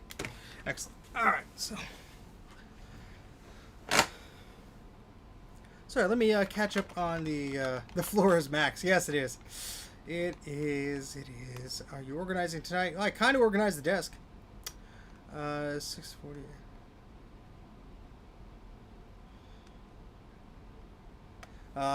I don't know where my 660 AV board is, but I have my 840 AV board, but I'm not going to tackle that tonight, Thomas, or I'll go crazy. 5 hours. If there's not a surface covered in Max, more are needed. Exactly. Need a trip over my G3 iBook and finally fix it. I wish it was constructed out of Mac 2s, because then I'd have more than one to play with.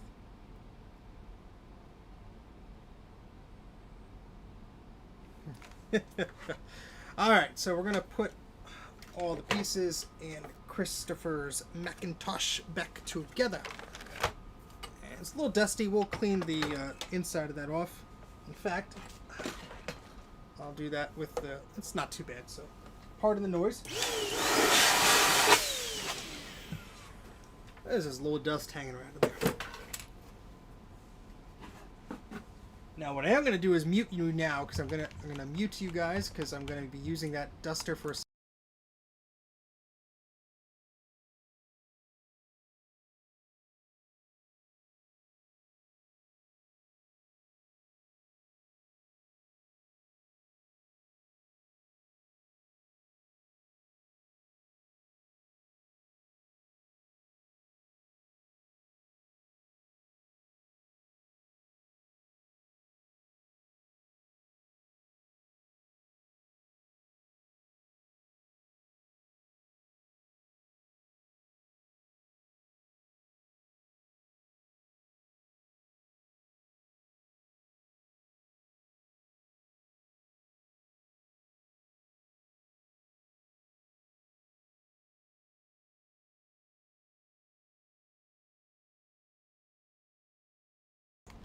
Alright, sound is back on.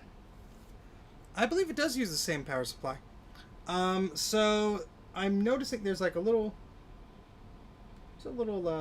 piece of metal that's stuck to here. Get my tweezers out. I think it just got hot enough to adhere to something while it was in the cleaner. Where'd that go? Where did that go? There it is.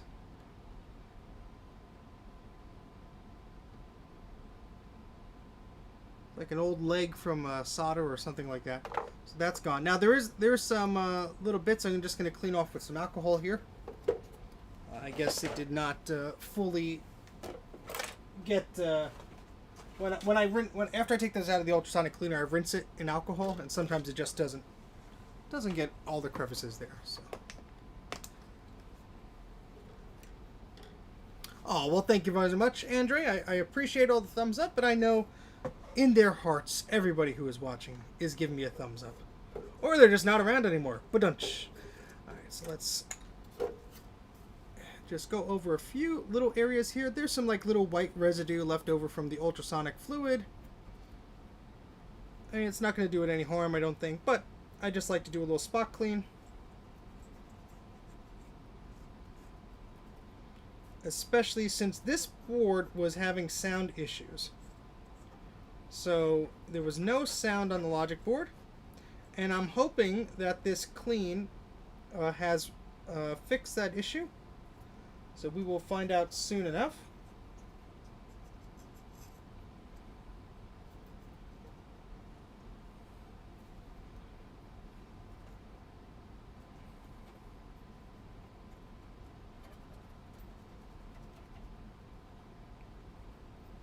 There's still some little bits of solder mask I have to apply to this board and this and that, but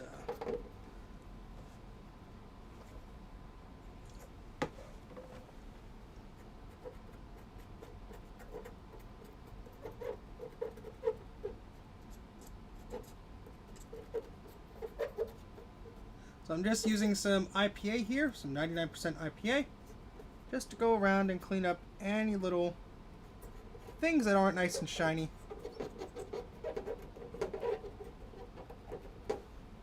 It's probably overkill, but I just want to make sure that I'm going to give this the best chance to make itself happy.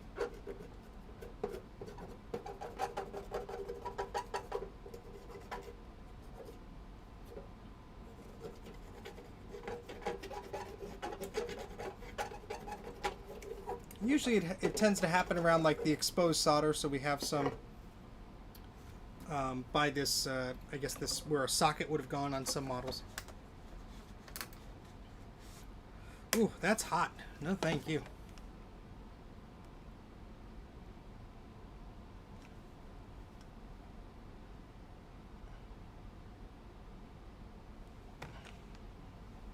Alright, so we're going to slide this board back into the case. I'm going to put the power button back on. It's in my pocket here. A little plastic guy here.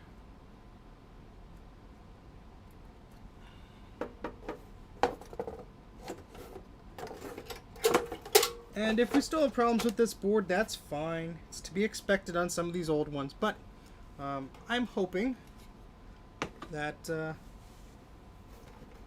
we don't. So I just have to install the memory.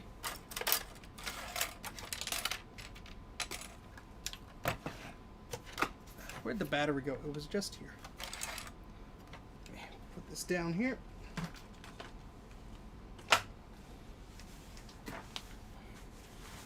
I had the battery in my pocket as well. Alright, so I believe this has 5 megs memory, if memory serves. Oh, Steven. Only you are laughing at your quote-unquote jokes.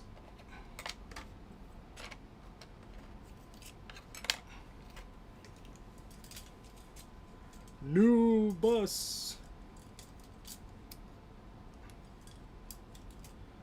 Where'd the other memory chip go? There it is. I was about to say, I put them all in the same spot.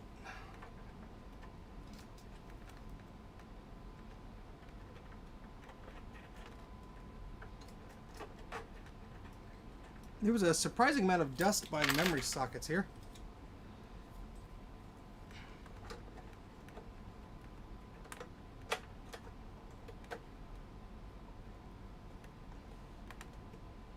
But everything seems to be a little better now.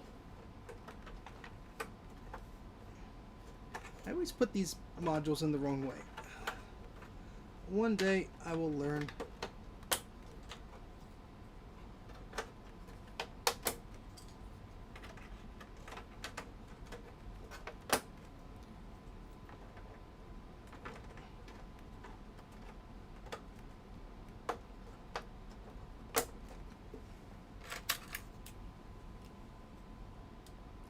Sorry, the chat is flying by, guys. I am just installing the memory modules here. I will catch up in a little bit.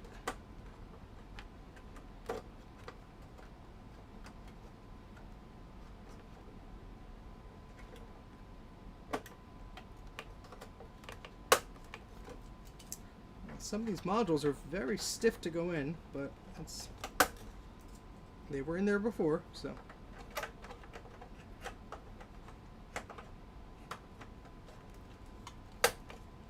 And the eBay auction I'm watching, I fully intend not to win it. There's like 11 people bidding. I just want to get in the action and bid at the last second and ruin it for somebody else. No. I'd like to win, don't get me wrong, but I fully expect I will not. So, no hard feelings if I don't.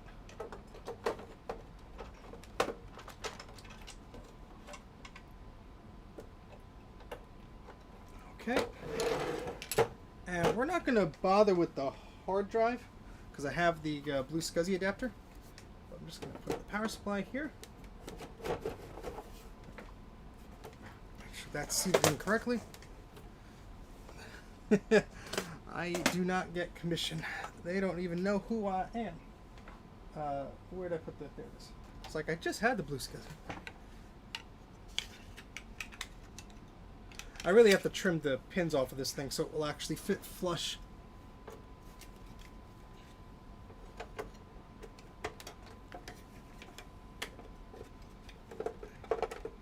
It'll just sit there happily on the board. Okay, so we have a few minutes here, so let's try it. I'm not even gonna plug a screen in. I just want to see if we hear a chime. 3, 2, 1.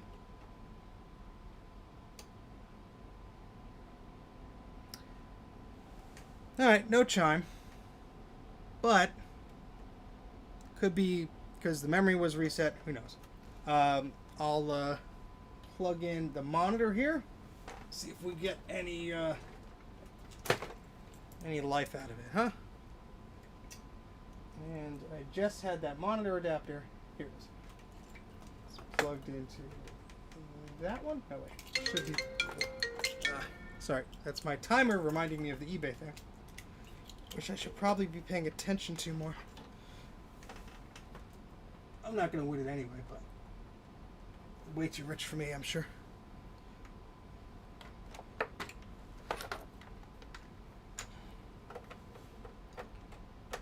Alright, let's try it again.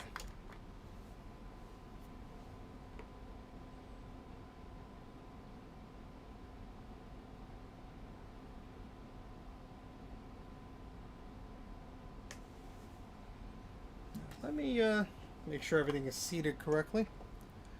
We still got a minute or two there.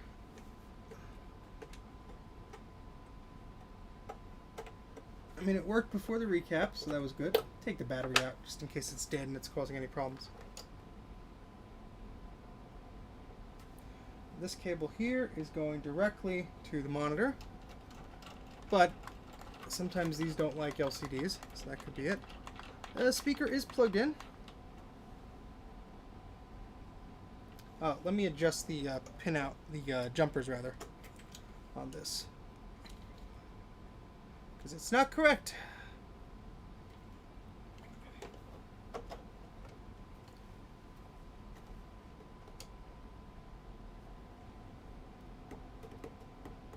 And again, sometimes I just gotta get out the old CRT for this. And I am really awful at remembering which models need what. But yeah. I mean, it's annoying that the sound doesn't appear to be working at this point, but I could probably just take off that chip, and there's probably going to be a bunch of gunk under it. But, hey Logan, how's it going? Yep, the fan is on and the power LED is on, so that's good. And the SCSI is nice and happy. Yeah, I'm probably gonna just have to bust out the CRT. Just put one on the shelf. Where's the easiest one I can grab? Oh, go and grab that. Well, let me pay attention to this eBay auction for a moment. Let me turn this off. I'm not gonna win it anyway. It is has 15 bidders currently, and I'll reveal what it is after I lose. I've been watching this thing for like 7 days. This is just closure in a minute and something seconds. But I mean, this worked perfectly fine before the ultrasonic clean, so I'll take a look at it in a second. Maybe something just I mean, there was a lot of corrosion over there, so maybe something just got under one of the chips. We'll take a look at that in a second, but it's probably just the LCD screen not liking the built-in video. I could use a Nubus video card that might help. So, yeah. Oh yeah, I could. There's a bunch of things I could test. So, we'll see that in a second. That's what I should have been Googling this whole time. Oh, I don't have my thing. Oh, well. They should, but I've had issues before.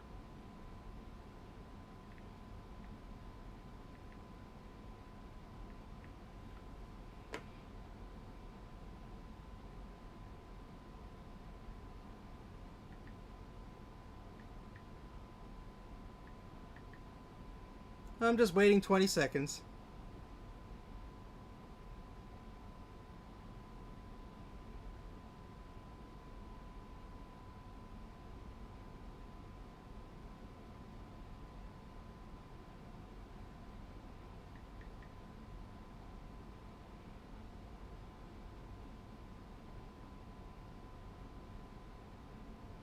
Closing my eyes. If I don't win, I don't win. But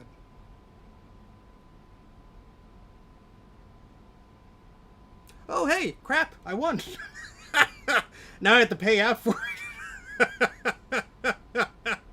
Well, I didn't expect to win that one, but I actually won it.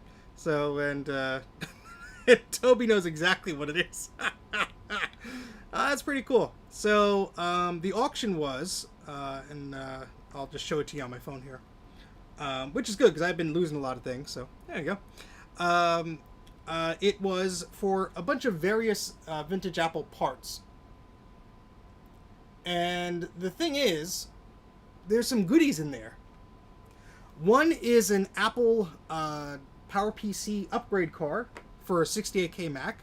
I don't think it's the Daystar one, but it's the Apple PowerPC one. The second is a 2-page monochrome, what I believe is a 2-page monochrome PDS card adapter for a Macintosh SE30. I don't know, maybe the roller will work with the laser writer I have.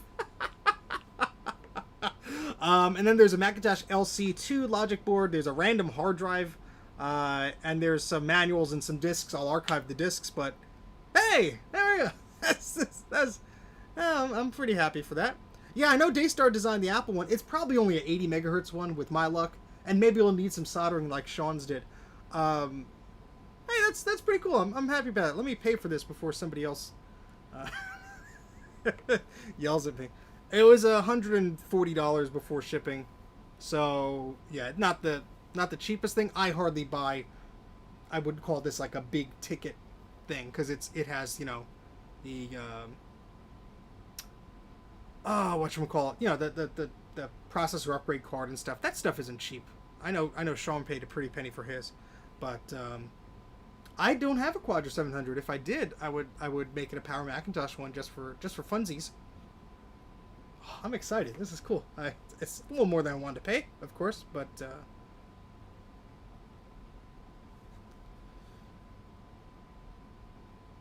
just waiting for this to check out. Sorry, guys. Just give me a moment. Hey, there we go. And I got a few dollars in the eBay bucks. That's always fun. Yeah, it's probably yeah. That's what I was thinking. It's probably the slower one. Either the 80 or the 100 was what Daystar made. 66 is fine. That'd be fun to play around with. But I mean, I would love it to be the 100 megahertz one, sure, but you know, maybe I'll just desolder the CPU and put a different one on. All right, back to the topic at hand, which is this machine. So let me grab. I have a CRT right over here. I need to make some space for it. Always space. Let me grab something. I'll be right back.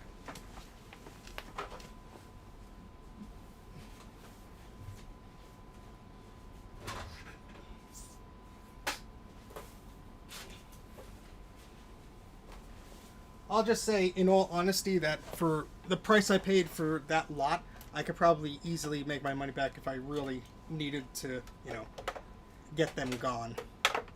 All right. The Centris and the Quadros can take them. I'm sure there's a few others, but those come to mind.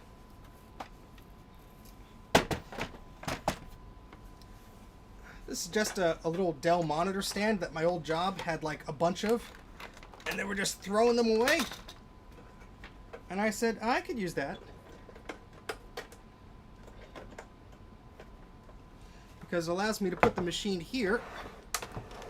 And instead of the monitor being here, it'll be up a little bit. So, yeah, the eBay bucks, they used to have better deals on them. I mean, they used to have like earn 20% or whatever. I think I earned like 2% of whatever the price was. Hey, every little bit helps.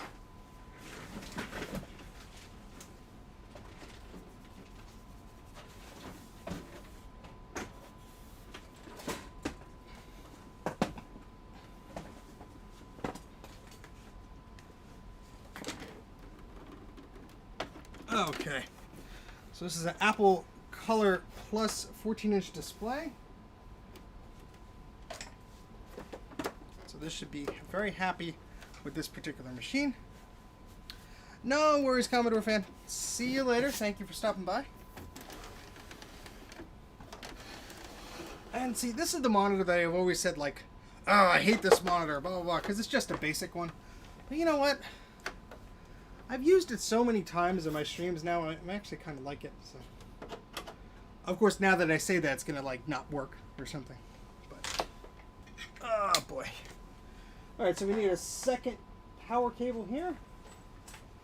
That is probably the one currently plugged into the soldering iron. I'll just steal that for a moment.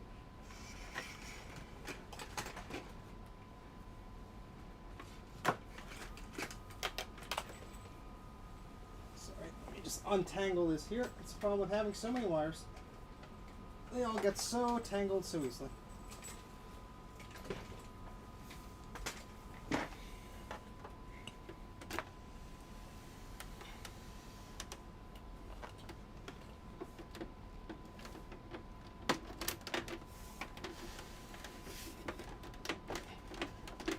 I apologize in advance. The flicker on this thing is probably not going to be the best with the camera, but we shall see.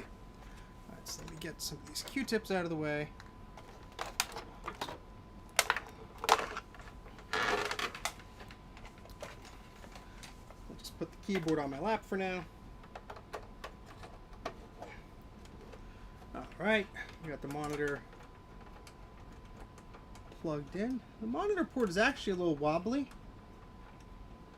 on this. But I think it'll be alright. Might be a loose connection there. Who knows? But we'll find out in a moment. Plug her in and turn the monitor on. And turn this on.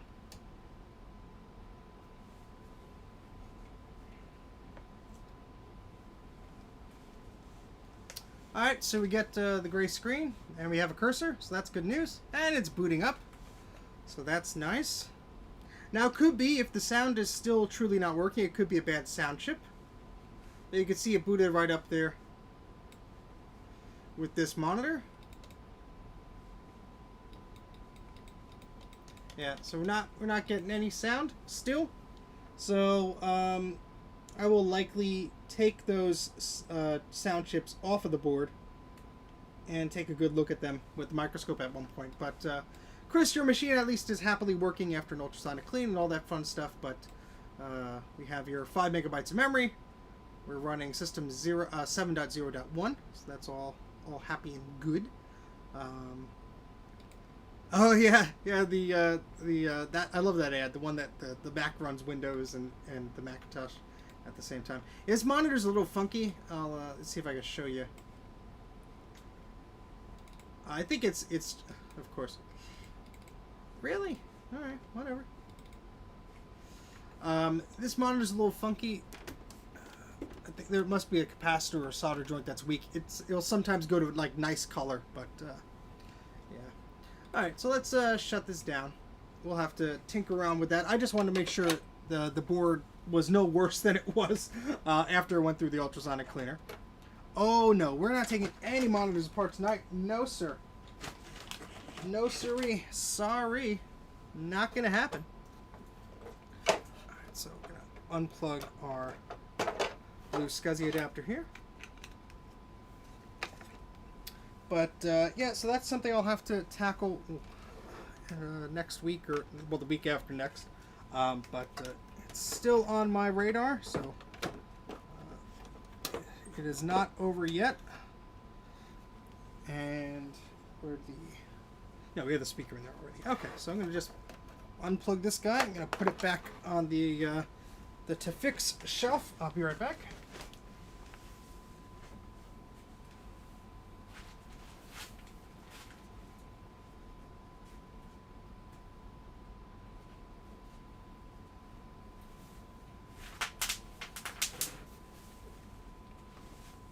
Oh, now I have this giant monitor on my desk. Oh no, yeah, I don't think it's necessarily the cable, because I mean, yeah, I'm not going to rule it out. It could be. I think it's just the way this monitor is aging. And let's totally be honest. This is one of the ones that were bundled with the Performas and such.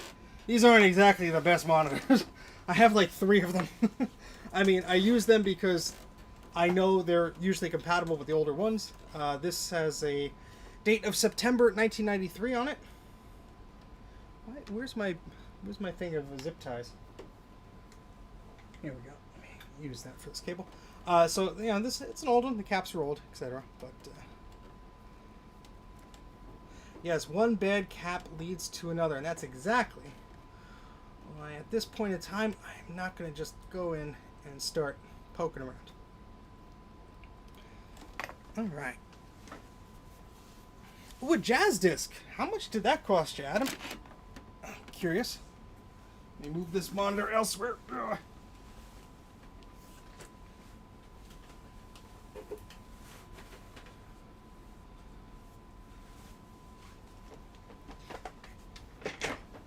Oh boy.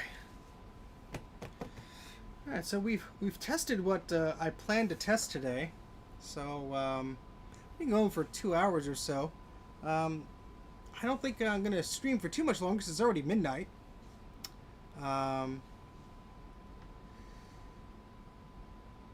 Three Apple monitors in the early 90s. They all work, but might just be luck. Yeah. Yeah, I have the... no, Nick. I have the 2-page monochrome display, which needs some work. I don't know when I'm going to find time to look at that, but... Oh, nice. That's awesome, Adam. Yeah, I have probably more drives than I have discs for the Jazz system. Yeah, I'm probably going to tinker around with this Bluetooth adapter, but I can't really do that while I'm streaming because I have to reboot and stuff like that. So that's not too exciting. Offline, I'm going to try and reseat that CPU. I want to take my time with that for the SE30 that I have to test. But based on the results of the other one, I'm sure that'll work out just fine after testing that and all that fun stuff. But anybody have any questions or anything, I'd be happy to answer it before I sign off here. Still have 40 people watching, so I do greatly appreciate you tuning in. If you have any suggestions for stuff you want to see, let me know. Yes, exactly, Joshua. It is your board. That's why I want to take my time on it. I do not want to rush it or anything. But the board tested out just fine before the clean, so I just want to make sure everything's all going good. And once that's reseated, if I could do that today or tomorrow morning, I'll pack it up and send you the invoice, and then we'll be all good. Yeah, that's what's going on. I'm trying to think of what other stuff I'm working on to there won't be a scripted video out this week. We do have Kai Robinson, who's going to be on the Mac84 podcast tomorrow. Well, technically today, 8 hours from now, 8 p.m. Eastern. Kai is going to be on. He's going to be joining us and talking about his SE recreation project and a bunch of other old vintage Mac stuff. So that's going to be a lot of fun. So tune in to the Mac84 podcast. Just search for Mac84, M-A-C-Y-A-K.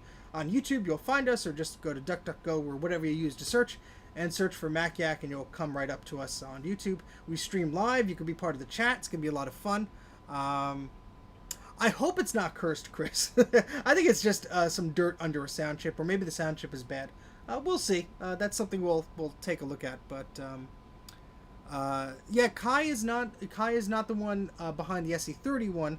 Someone else is doing the SE31, which I think is awesome. But he just did a Macintosh Classic board. I think he did a first revision of that, so that's exciting. Very exciting for him to do the SE. I think he said at one point that he might do a Classic 2 board. That'll be cool. And you know, the SE30 recreation that is being done elsewhere is very neat too. But yeah, so I think that's gonna end it here. But I appreciate everyone stopping by and watching me as I frustratingly cleaned my desk here. But we got some stuff done. We tested some machines, which is great. And I got to show you how that tech step worked. So I'm glad I was able to share that with you guys. That's a really fun little piece of hardware, and you don't see it too often. But yeah, I guess that's about it. But I appreciate you guys stopping by. I'm going to click that end stream button down now, and I'll see you all later. Take care. Have a good night.